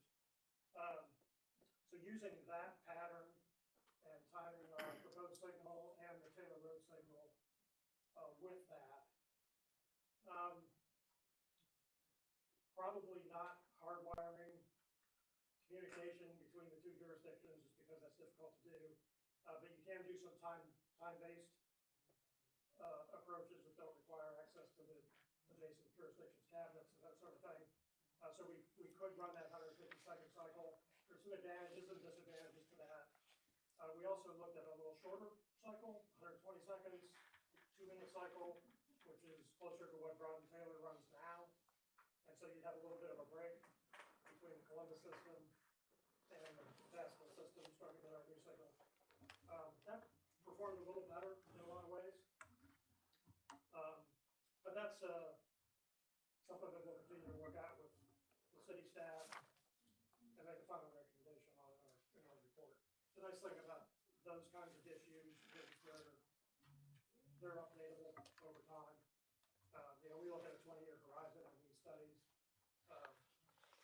so certainly we have enough time, every time it can be reprogrammed and changed and patterns updated as needed. But with that, we feel like we have a good plan, a good approach, to deal with our site impacts that are sort of our front door. As I said, the impact fee, really covers the regional sort of improvements that the city determined some time ago when they did the road. So unless there's any questions, I'll leave it at that, turn it over to the next speaker. Any questions? You're proposing a light, correct, at the south entrance on the Broad, is that correct? Traffic light? You're throwing me with the south entrance. It's the only entrance. Yeah, the main entrance at the bottom, how far apart is that? What's the distance between that and Taylor Road? 900 feet, if I remember correctly. It's been a while since I looked at it. I think we're on that number. Are you not concerned about bottlenecks, especially in afternoon traffic coming home? No, as I said, when you sort of look at the cycle times and the efficiency of the T layout, there is some congestion out there without a doubt, but this signal is not going to add to that. Frank? I don't think I have no questions for that. I will tell you, there's a lot of bottleneck there during, work hours. So that is a big concern with only 900 feet. How you're gonna fill that area up and then, get everybody out. I mean, it's gonna be kind of one of those door opens, boom, fills up, door open. So there's a lot there, and staff has a right, or is point on about the timing study on that. Traffic study is gonna be a huge impact with that, so. I do have a question for you.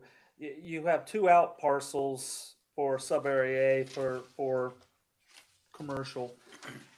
How many buildings can you get in a 3-acre section?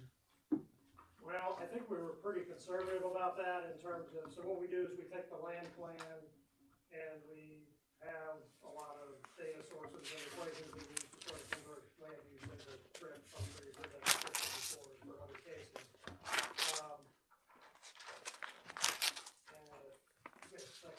You have a 1.8 acre area and then a 3.26 area that you have basically designated as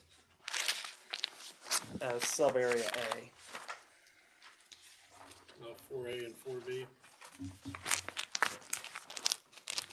Yeah, and we went, again, I think we went conservative. We went 50,000 square feet on those just for the purpose of generating trips and loading traffic volume into our study. Half of that as sort of general retail and the other half is restaurant.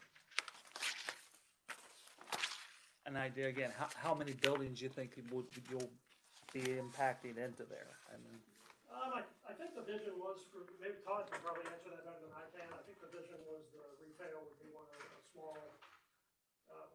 center with a number of tenants in it, and the restaurants could be standalone or not. I'm not sure. Yeah, Todd Ferris, Larry's exactly right.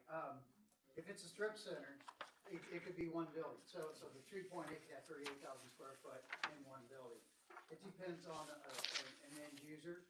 The 10,000 square foot an acre is conservative. We usually see things probably more like 8,000 or 9,000 when we have restaurant uses in those. And pretty much all of these retail centers that we see more. so the pictures you provided, how many are you gonna get in there? Probably three. 3? maybe 4. Okay, that's what I was trying to get to. Yeah. Yeah, but it could be Pretty one on one pictures, side, I just one on wanna the make other. sure what Yeah. you're thinking you're gonna be able to get into. Yeah, Okay, it's on the size. thank you. Thank you. Good, thank you. Good evening, I'm Patricia Brown with EMH&T 5500 Walden Road, Columbus, Ohio. Really want my zip code. Yes, Thank you. all right. I'm a civil engineer with EMH&T, so I'm gonna run through the utilities real quick with you. Pretty straightforward. The existing 12-inch water main on the north side of Broad Street would be the connection for the development. The water throughout the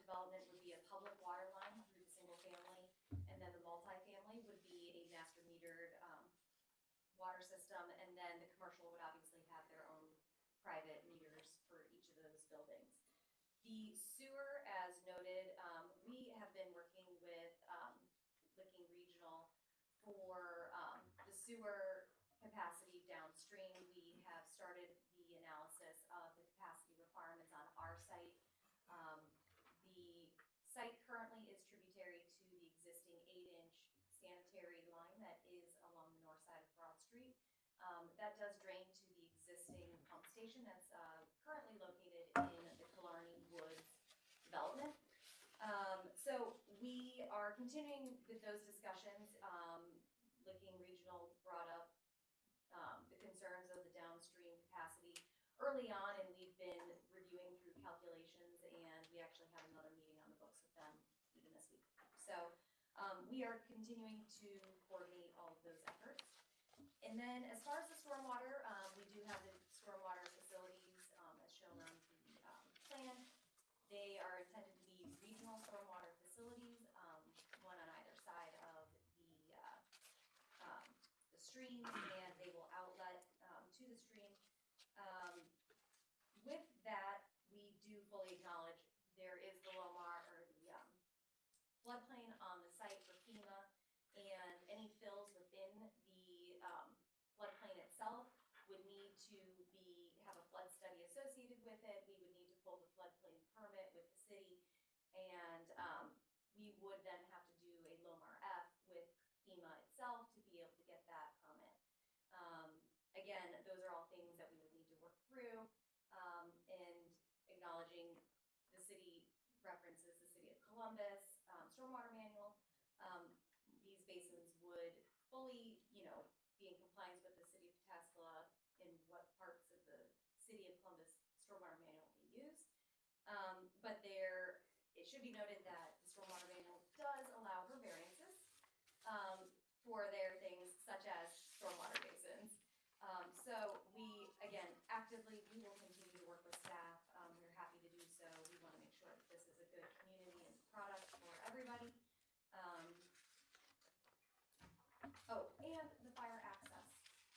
Just wanted to make one last thing. The fire access roads, as mentioned, they will be fully compliant with the Ohio Fire Code, Appendix D, which requires a 20-foot wide minimum access, generally gated on both sides, so that way it would prohibit any parking of any vehicle between point A and point B of what it connects to those public roads. And it definitely will have some sort of Knox box or something for the fire department. I was trying to keep it short and sweet for you. Okay, environmental? Hold on one Oh, second. do you have any questions?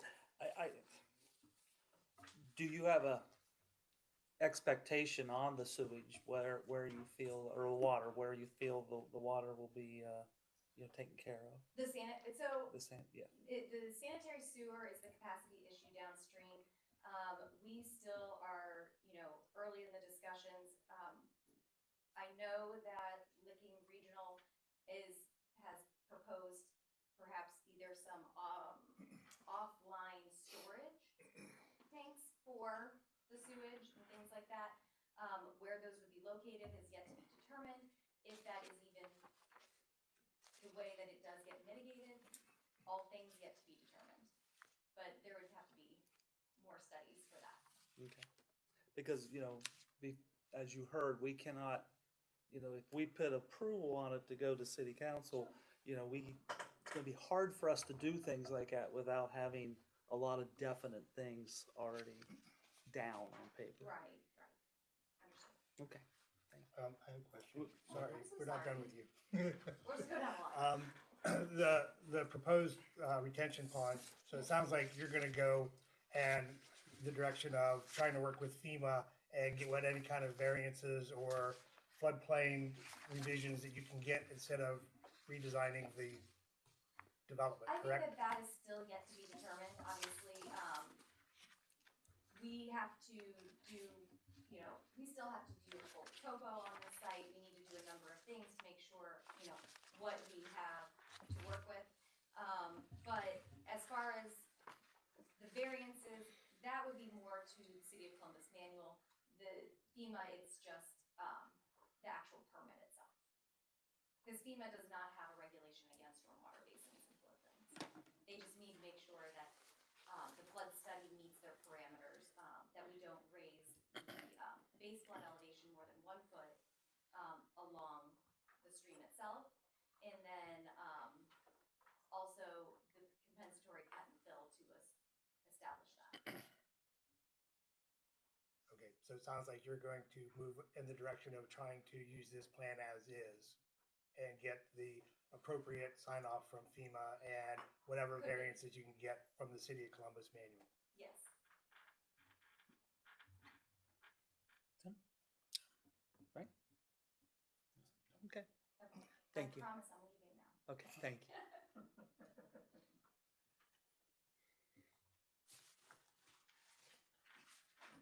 Hi, I'm Jonathan Demarest, the Civil and Environmental Consultants, 8800 Laura Drive, Columbus. Good evening. I'm just going to go through wetland delineation that CEC performed. We did a wetland delineation in October of 2025. It was verified by the Army Corps of Engineers. Essentially, there's one stream, Dicer Run, and then two isolated wetlands and a jurisdictional wetland, and then also the floodplain is present. So with the proposed development, that's Exhibit D1. Okay. And that has the wetlands and also proposed impacts. There's proposed impact to Dicer Ditch, and that would be 319 linear feet or 0.29 acres of area of the stream. And then also there would be impacts to the two isolated wetlands, and that would be wetland A was 0.24 acres and wetland B is 0.50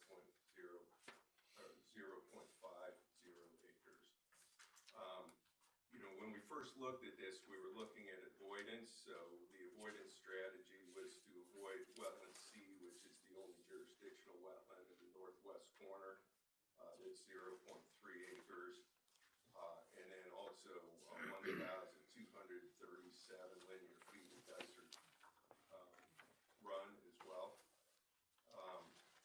As far as the permitting strategies, the impacts to Dicer Run would be through the Army Corps of Engineers under a nationwide 29 for residential development nationwide permit, and the impacts to the isolated wetlands would be through a level 2 individual isolated wetland permit through the Ohio EPA. And then for the impacts, there would be no required impacts for the impacts to Dicer Run for the road crossing, because we would be under the mitigation ratio threshold of 0.03 acres. And for the impacts to the isolated wetlands, there would be 1.9 acres of wetland mitigation required for the impacts of 0.74 acres. Other permitting considerations, the trees on the site would either be cleared between October 1st and March 31st, or we would do a mist nest survey, coordinate with U.S. Fish and Wildlife, and then get approval to clear outside of the cut dates. Also, we would have to address cultural resources, and a phase 1 cultural resource survey would be conducted and then coordinated with the State Historic Preservation Office. That's all I had. Do you have any questions? tree cutting has to do with a bat survey, would that be correct? Yes, and that's in coordination with the nationwide permit. That's a requirement to coordinate with U.S. Fish and Wildlife.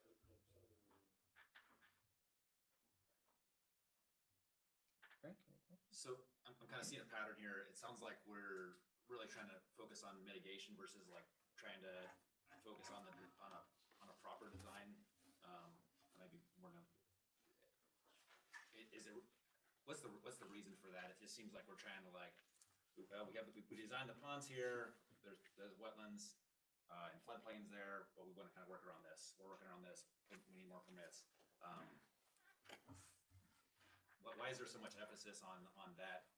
And this isn't just for you, it's probably across the board, versus trying to do a design that fits in with that. And, because as much as we try to engineer things, it's nature's gonna win, ultimately. So, I kind of would working with what you've got here on the site versus trying to do all the mitigations. So is it about, I'm guessing money's probably a big part of it, but obviously this is our community. We want to make sure we have something long lasting. Understood. Well, it would be the density. I mean, there needs to be the road crossing to go through the total extent of the site. So that's the reason for the stream crossing, Dyson Run, and that's minimized to whatever the size of the crossing needs to be. And then the wetland C will be avoided. That's a jurisdictional wetland in the northwest corner. And then the other two are isolated wetlands that are just located in the middle of the site. So working around them would be difficult to do. And, as far as mitigation on site or anything like that, the agencies actually have a hierarchy as far as mitigation, and going to a bank is their favored approach and not doing on-site mitigation.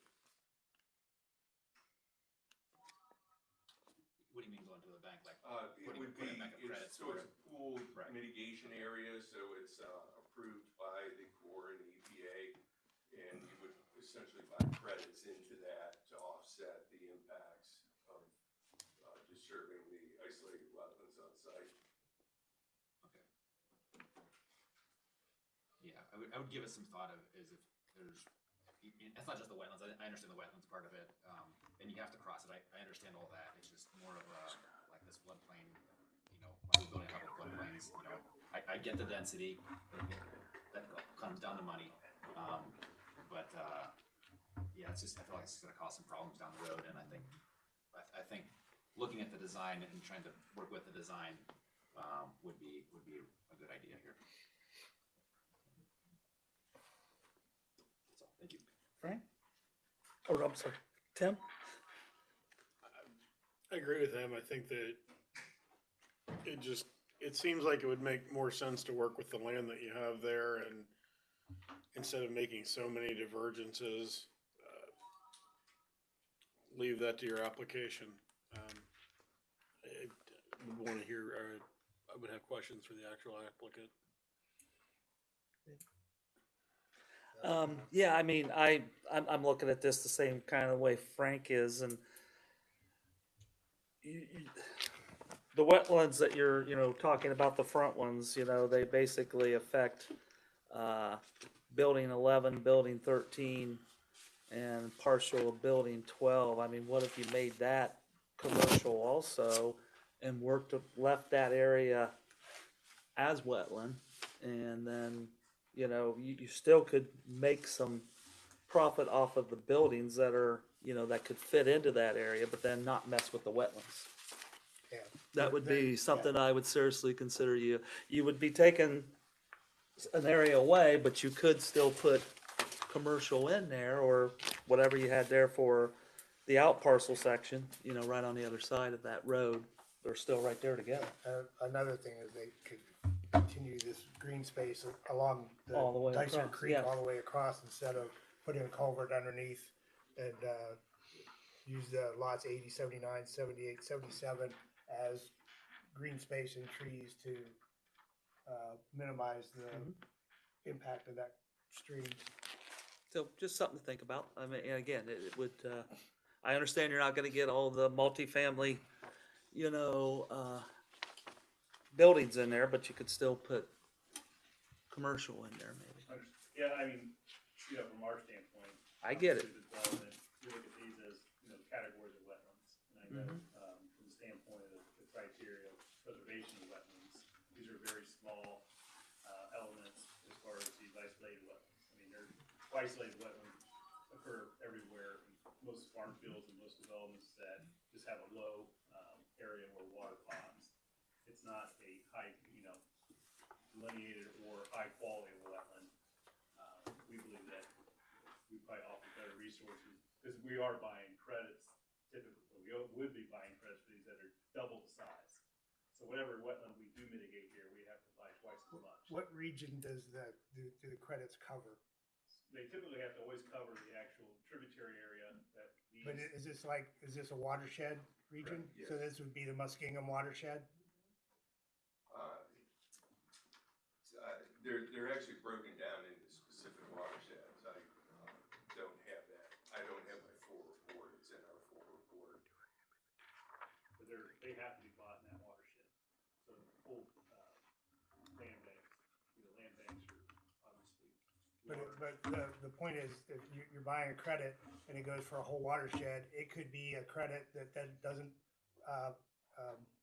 complement the city of Pataskala at all. The credit's gonna go and be utilized on the eastern part of Licking County or the eastern part of the Muskingum watershed or whatever watershed it is. So yes, you're buying credits to mitigate it, but how does it enhance our community? Okay, understood. We'll take that into Okay. consideration and look at this closely. Other than that, I have no more questions right this moment. Appreciate everybody, from the standpoint of giving their overall, information on this development. We understand that obviously we have a number of staff comments to address, part of the process. I understand this is the first time in front of you all with this application. You definitely have some work to do. We're not asking for a vote tonight, of course. Understand that there's some consideration from, necessarily the discussion points that we've had currently today. We're looking for input from your group in particular, how to address some of these items. Addressing the city engineer's comments about secondary access, probably one of the more important items that we need to address, and get your all's input of what's necessary there. Is it the access because of fire? Is it access because of traffic? Is it access just because of the culvert that may need, future repairs in the distant future? We think there's alternatives that we can provide with those current fire accesses there, that if a resident who lives on that north side of that culvert has an issue, or currently if they're working on that culvert, they can access Taylor Road on a temporary basis through that fire access. And that can be coordinated with the city engineer's office. If there's any issues like that, of course, we want to get your guys' thoughts, of course, on the housing, the apartments, and of course the commercial elements from you all. And of course, I'm sure there's testimony you guys will hear tonight from the neighbors as well. So we appreciate your time. While While you're we here got and you. taking comments and suggestions, the Exhibit E2 for the commercial architecture, the comprehensive plan says that the architecture should reflect an urban environment. Barns are not an urban environment. I really hope that you move away from barns. I mean, barns have a place in rural communities. They're usually not in the downtown or the commercial center of them. They're on farms. So no barns, please. Oh, understood. Yeah, that was kind of an element that we discussed with the previous. Well, I think that there may be Preliminary some confusion because it says that they're trying to incorporate rural character with some rustic architecture, but there's ways to do rustic architecture that is not a barn. Okay. So, Understood. and That was our and misunderstanding. the multifamily units, they look a lot like Drayton Hall down off of 310. I hope we can do better. Yeah, and I'll just kind of, again, I'll piggyback off what Frank said. I'd like to see, we are in a time there where weather is very You know, it's very dry, and then when the storms come, it's very wet.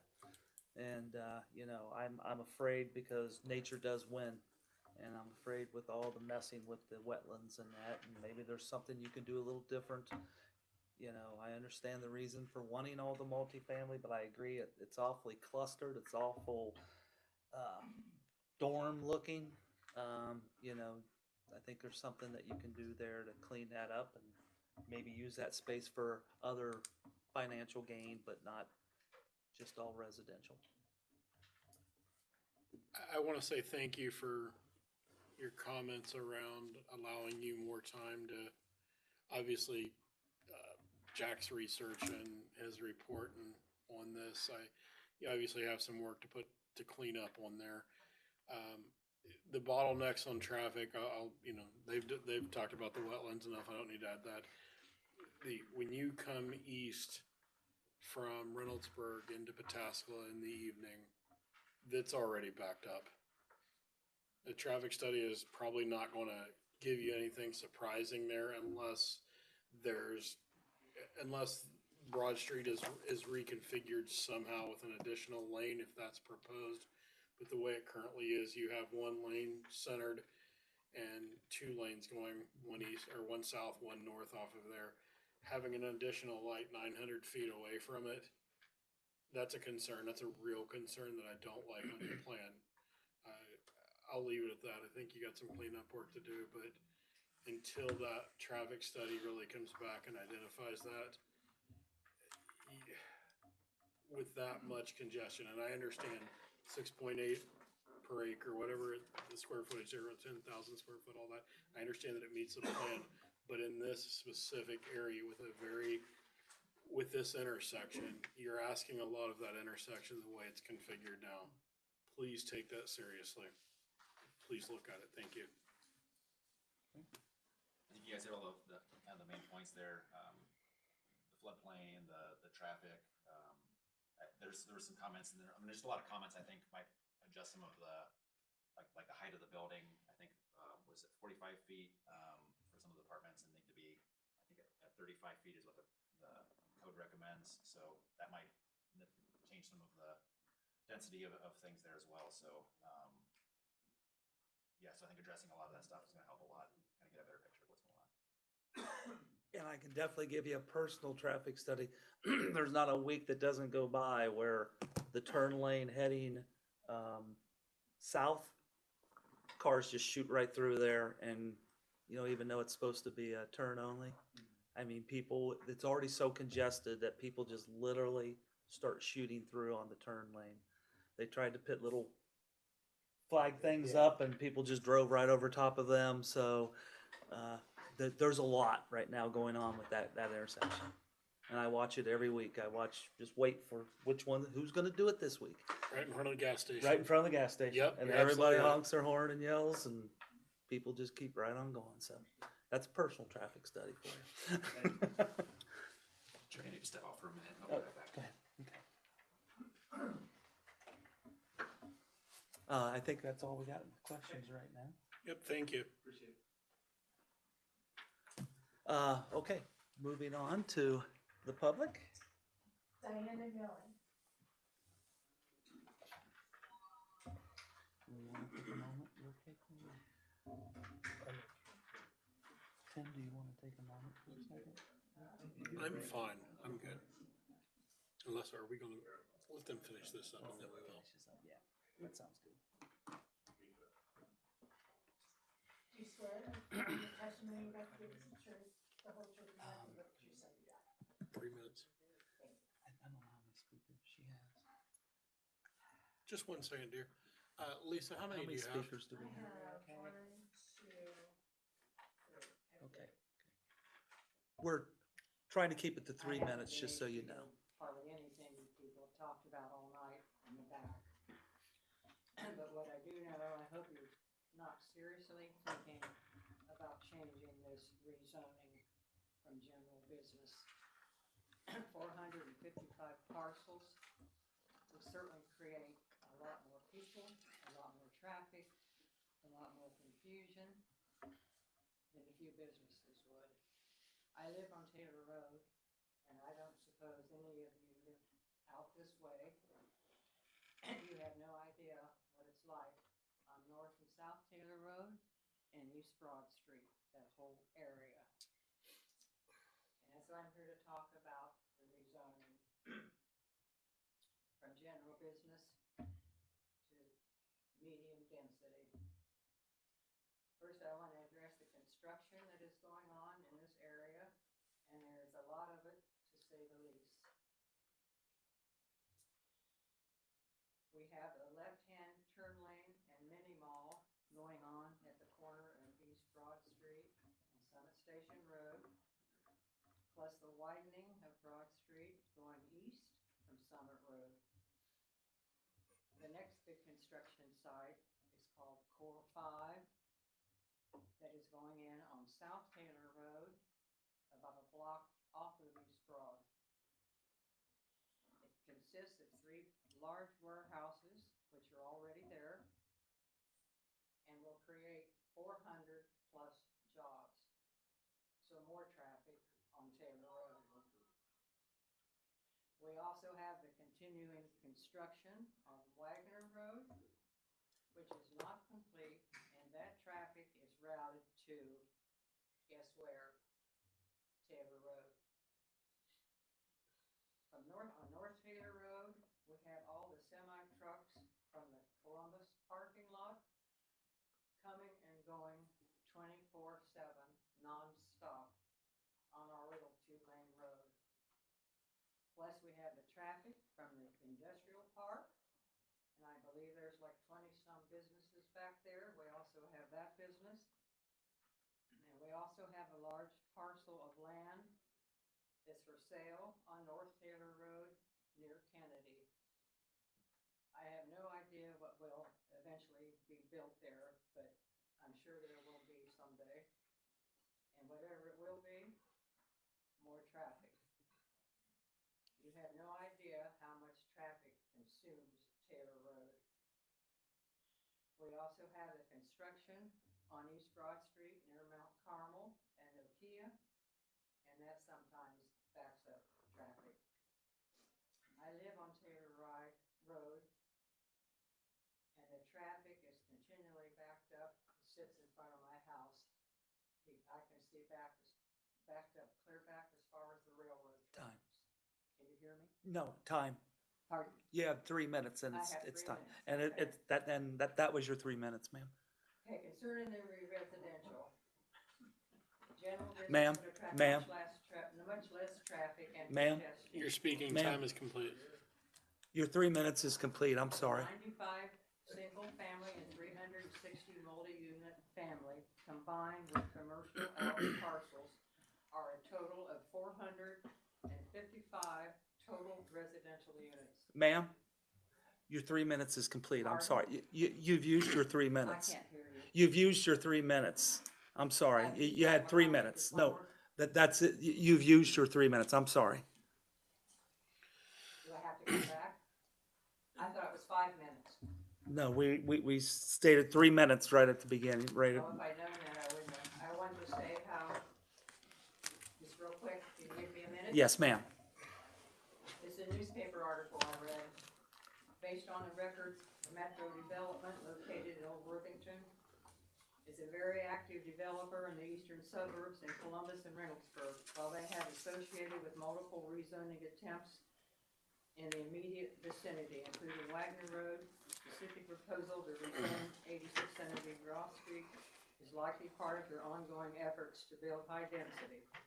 The history of Reynoldsburg said they've been proposed projects such as the Bentley House Apartments, Wagner Road, and Taylor Road. Metro Development often faces resistance from local residents regarding traffic density and safety concerns, often leading to contentious, high-profile rezoning battles. I hope you think serious about this and try to keep it general business. Thank you. Gordon Weber? She said everything I wanted. Brandon Bernard?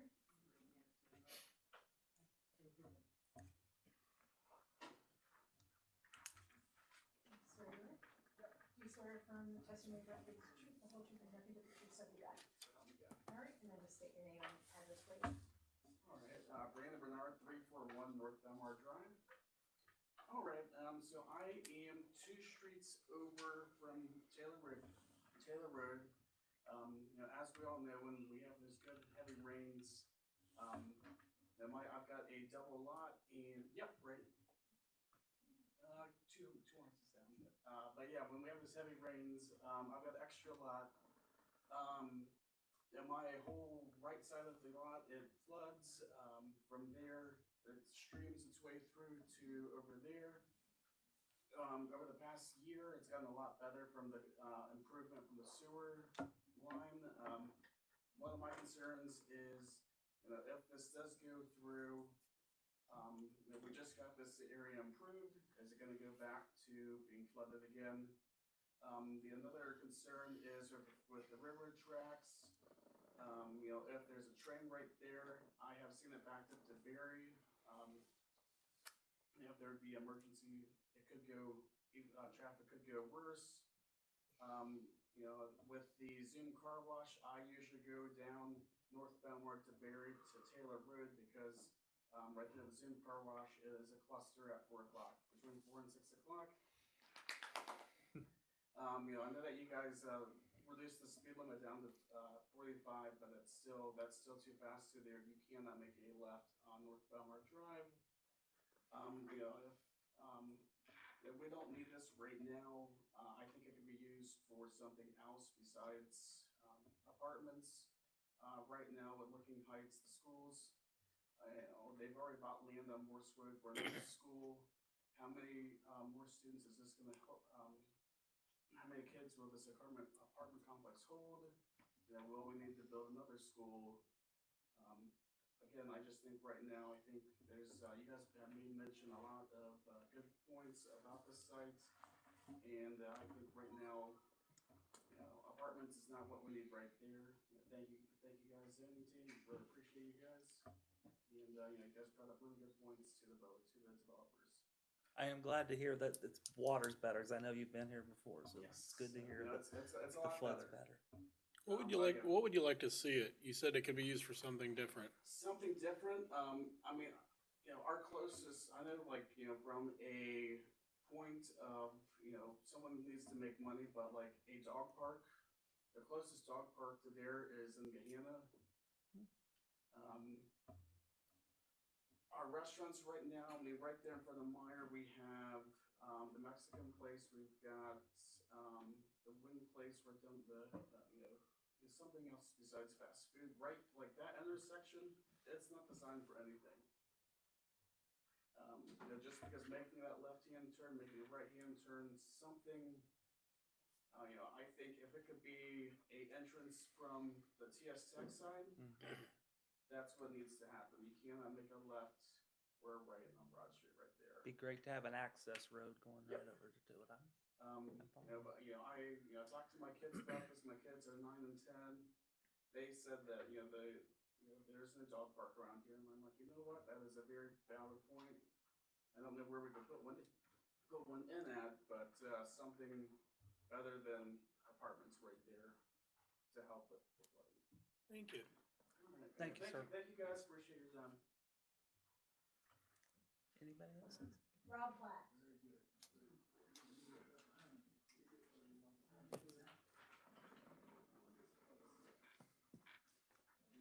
I'll swear in, but don't swear in. Do you swear affirm the testimony you're about to give is the truth, the whole truth, and nothing but the truth, so help you God? Absolutely do, thank you. And remember, Rob, 3 minutes. With all due respect, 3 minutes is simply not enough. You're- Guys, you've got the developer here, and multiple people that have spoke for endless minutes, and it's important that you guys have all the information. So, I will do my best to hold Thank that you. and speak as fast as I can, but there's certainly a lot of information. My name is Rob Platt. I am with RMP Development at 371 Woodside Drive, right here in the city of Pataskala. I'm 48 years old, so that means I've been in the city of Pataskala for 40 years. I am here representing property owners on Taylor Road at 6980 Taylor Road Southwest. So I guess my testimony is on behalf of another resident and myself as well. I'll try to fly through this quickly. This is really cut and dry and very easy for you all. You make a recommendation.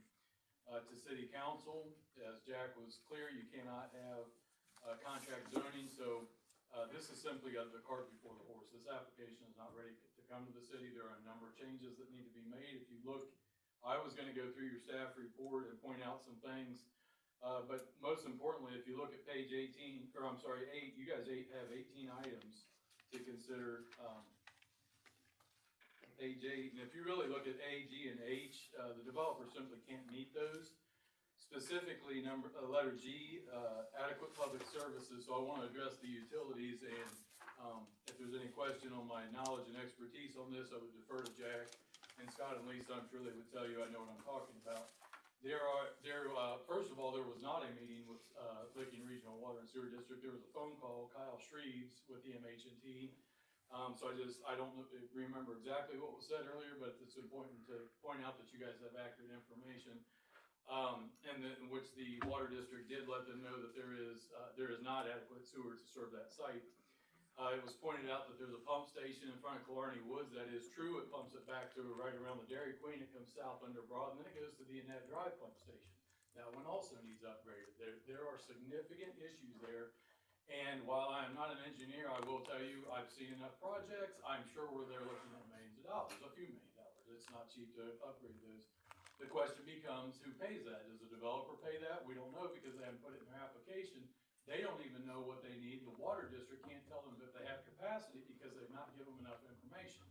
So why would you all consider something that's inadequate and incomplete? You shouldn't at all. You should turn it down, ask the applicant to go back and fix all their issues, and then bring it back to the city. The zoning is R20 right now, and as you guys know, this basically is half-acre residential zoning in the city's code. That's what's on Taylor Road, half-acre lots. That's what should be in there. There's 66, a little more acres, gross acres there. Even if you left in the wetlands and the GB out front, so the most you would have in there's 130 residential units, give or take, at half acres, right? You would not have 360 apartments in there. The Licking Heights School submitted a letter in there. They're worried about the TIF. That's 3. Wow, that was quick. There's a lot more things for you guys to consider. If you continue this, I'm happy to come back and share the rest of the information. I would encourage you to just outright deny it. Let the applicant start back over and bring it back to you correctly. It's an inappropriate use. It needs a lot of things fixed. Maybe they can come up with something, but not the way it is. Thank you. Thank you. That's it? That's it. Okay. Deliberations, discussion. Just stating it, for the public, if 3 minutes is not enough, they can always email in concerns or bring in letters of concern, correct? Yes. Just stating that for them. Absolutely, yes. There's still a lot of cleanup. There's a lot of. Yes, I think we allow them that time to do that. Frank, what do you think? Yeah, I agree. I think let's we can back up. I agree, and maybe, there are, as the last speaker pointed out, about 17 criteria for a preliminary plan. And I would hope that any plan would at least get over 50% of that criteria. Ideally, you'd get closer to 85, I think, but I don't think we're at 50 yet. No, I don't think we are either. Okay. So, we ready to make a motion? Yeah, I will make a motion to table rezoning application ZON-26-001. Second. Thank you, Tim. Mr. Bush? Yes. Mr. Truax? Yes. Mr. Burring? Yes. Mr. Messina? Yes. Okay, application is tabled. Everybody's welcome to stay around, but the rest is just our other business that we'll take care of. How will the residents be notified of when it's taken up again? It'll be on a future agenda. I understand that. So but how are we gonna know? Are they gonna get letters again? Letters. Yeah, Same as before. We will get letters? yep. Okay, thank you all. Thank you. I do not. Hey, Lisa. Oh, I got it. You're not that, you're not. had to be good. One reason you said you couldn't hear nothing. They're talking the whole time. Yes, the whole time. I asked them. Yes, agreed. I did ask once, and people, they just kept right on going. I know. I know. So if you guys could use your mic. Our mics are here. We will work on people Yeah, talking. we're working on that. I actually We will pulled work mine on closer people. to me. We will work on that and people talking. Thank you.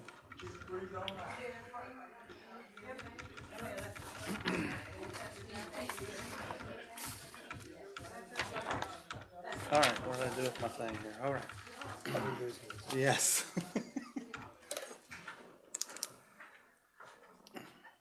All right, moving on to other business. We had two people that went to take a look at the data center, and we'd like to get a statement, a verbal statement from you, Frank, if we can. And this isn't a Q&A. We're just to listen to what he observed in his statement, and then, you know, but it's not a Q&A. We don't get to ask, we don't get to ask questions. Not even one? Correct? Just reading the statement into the record. Okay. Did they feed you? And make sure to speak clearly into the microphone so we can The important we can transcribe it correctly. And loud, please. I will do my best. Yeah, so on April 14th, Ann and I both went to, we were invited to go to the Sandusky data center that they have for line data centers. We decided to drive separately. They offered to take us, but I told them I wanted to drive alone just to kind of process my thoughts on the way there and back. Driving into Sandusky, you know, it's kind of a rural, similar to Pataskala, kind of small businesses, some homes there. The buildings are quite large. Coming in there, I believe they're 60 feet tall, so very, very, very big. You definitely could see when you're getting close there. They had at least the shell of the first building was complete. They're putting 4 on their property. It's mostly done inside. I think they kind of do it in like 3 sections in the building there. So the sections we were in were all finished. They were starting to get their first customer in, so couldn't really get an idea of noise and heat and all those things there, because again, they just had one customer who was just moving in. When we drove by, they didn't, on this application, didn't have a lot of buffering or screening around the property. It was facing like a residential neighborhood, had generators along the street, so it did make some notes of that. They said this is a very standard project for them. They kind of do stock buildings there, so a lot of the projects will be the same. Let's see here. Their plans do have 4 data centers on site eventually as they get power. It was on a brownfield site for them, so they had an old ball bearing factory that was kind of an eyesore to the community, and so they were able to kind of remediate that property. They did have an old water tower there that was on site that was, I guess, very inefficient there, and so that did help solve some of their problems that their community had there. On the 3rd floor of the building, we didn't get to see this, but they did have offices for tenants on there. I believe they counted 48 generators per building. Again, for other application, there was 24 on each side there, and then next to them was those separate buildings that had the batteries in there. Staff was very knowledgeable. You know, any questions that we had, they were very professional and courteous. Knew what they were talking about there.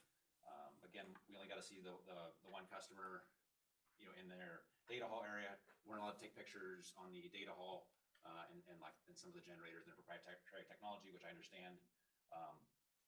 I did have a little thermal camera I took with I had on my phone. They allowed us to take pictures like on top of the roof there to see some of their chillers and stuff. Again, only one of them was running just because the demand wasn't very high at the time. I didn't see like a lot of heat there, but again, it's hard to say with just one customer who's not doing that. So I didn't feel like that was a very accurate measurement, but I still wanted to kind of test it nonetheless. They did say power comes at stages. They also gave a little bit of information about one of their other projects. The Conesville site, another brownfield site, it was a previous power plant that was there. And so again, it had some remediation that needed to be done. So that data center there was able to help kind of clean up that area there. For their water base, for their sprinkler system, fire suppression inside the data hall, they did use a water-based sprinkler system. It's a dry system, so there's just air in there, so it's not leaking on the equipment or anything like that. But if there is a fire or some kind of emergency, it has to get picked up by the sensors, and it has to get hot enough, I believe, to melt to activate the sprinkler system there, and then the air is going to purge through, and then the water will come out at that time. The generators, they were in enclosures, which I think would help mitigate some of the noise there.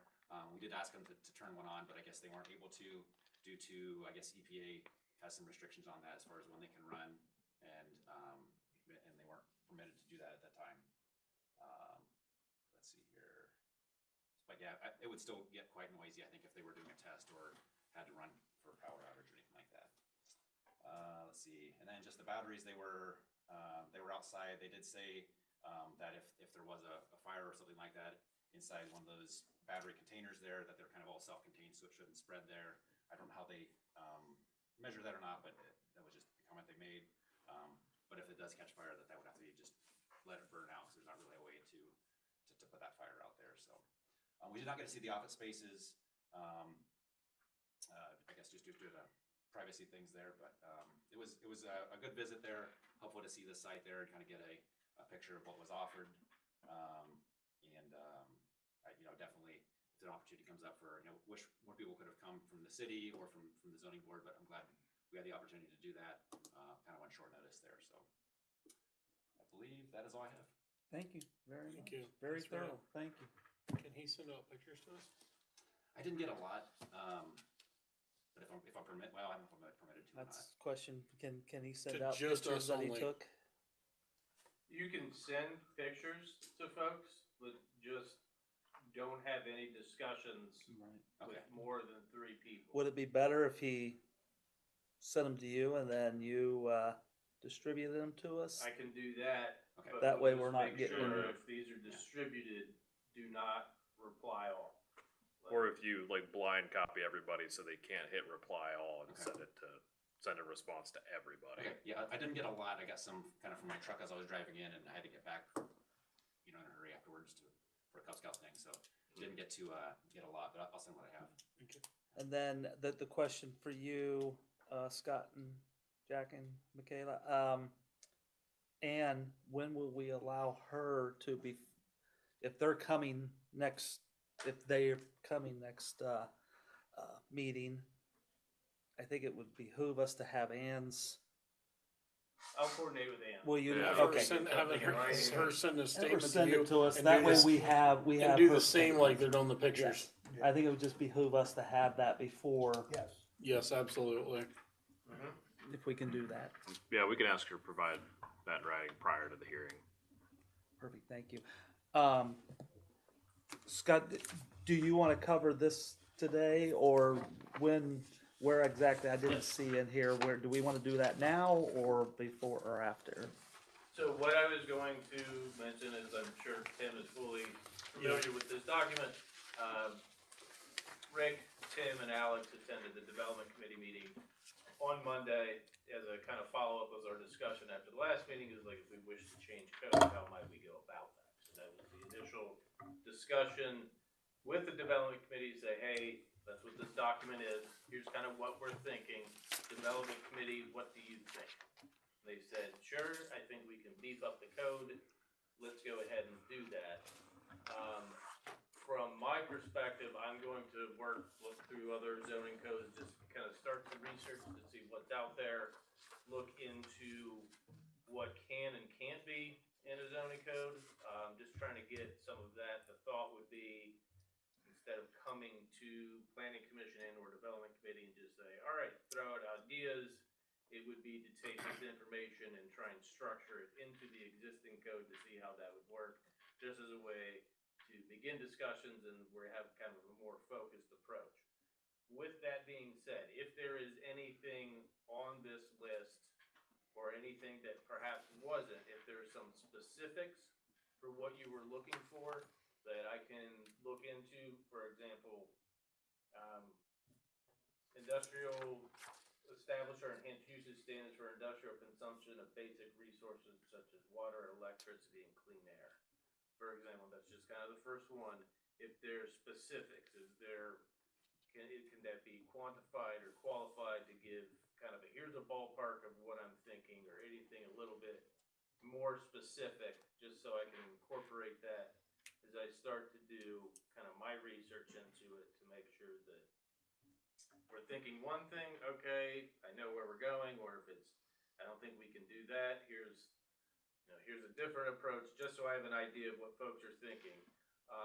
So everybody, the four of you have this, and I think Rick and Alex do, but we have this evening, so here's a hard copy. I'll try and shoot you an email with this and just kind of summarize what I said. And then that way, if you have some specifics, feel free to shoot that over to me. And I'll incorporate that so I know what everybody's thinking into my research as we start moving this process forward. I'm happy to answer any questions, or Tim, if you want to fill in. I would like to chime in on it. I'll first start with the development, the development committee. Very much thanked us for the time that we've put in it, both personally. We've all put research into it, and certainly countless hours, so they appreciate, they very much acknowledge what we've done in doing this. They agreed, as he echoed his comments, there does need to be some more clear definitions, standards, regulations, many things, sound, heat, the heat dome, energy consumption, what does what does enforcement look like of it? Conversation around impact fees to support those regulations that they can be enforced. So there's certainly quite a bit there that needs to happen.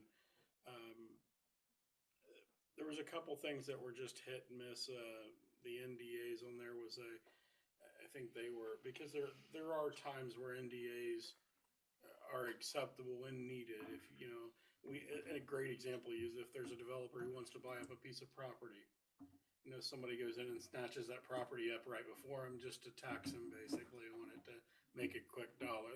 There is appropriate uses for them, but it was brought up just as a trust buffer with the public that it wasn't. And I'm not saying, personally, I don't think there was any NDAs at all in this or anything like that, but certainly the public has a question about that limited use of it. The other thing they brought up was, it sounds like they would not support a moratorium in the meantime to allow these standards to be updated. That is a concern of mine, because and their own reasoning was, and I remember Councilman Lee brought it up, that, we wouldn't want to turn down possibly a good situation applicant that would be right for Pataskala, but in doing so, we would be coming back to all the same lengthy discussions and conversations and questions, because we're still at the same starting point that we don't have clear standards on not just data centers, but high energy use or high energy consumption facilities, whether it be anything else that might be, in that same category. So it's not directly, and we brought it up to them. We're not trying to question specifically data centers, but we are asking for some consistency and some standards for anybody who is, whatever, the sewer usage, the water usage, gas mains, what's the impact look like? I left there with probably the same questions as I had going into it. I'd like to see more of an open mind from city council on some of the things that we're asking, just to get it right. I don't want to go through and it's not even personally, it's not, and I brought this up to council or to the development committee, it's not fair to the applicant coming in here that we don't have always, at my job, we call it keep your back porch clean. We don't have our processes in place correctly to give them the benefit they need to successfully put their application through, whether we deny it or not. Leave it at that.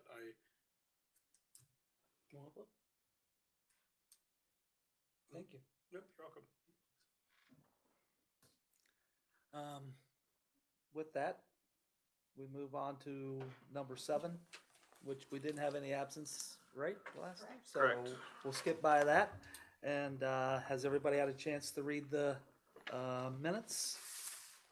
If so, I'll make a motion that we approve the April 1st, 2026 regular meeting minutes. I second. Lisa, you sure it wasn't later than 12:50 a.m.? It felt like 1:15 in the morning. Roll. Discussion? No. Roll. Mr. Bush? Yes. Mr. Burry? Yes. Mr. Mancino? Yes. Mr. Truax? Yes. Okay, and with that, we are at the illustrious number 9. And Frank, I think you're ready. Yeah, I move that we adjourn to Wednesday, June 3rd, 2026. I'll second it. Mr. Truax? Yes. Mr. Bush? Yes. Mr. Burry? Yes. Mr. Mancino? Yes. And we are adjourned.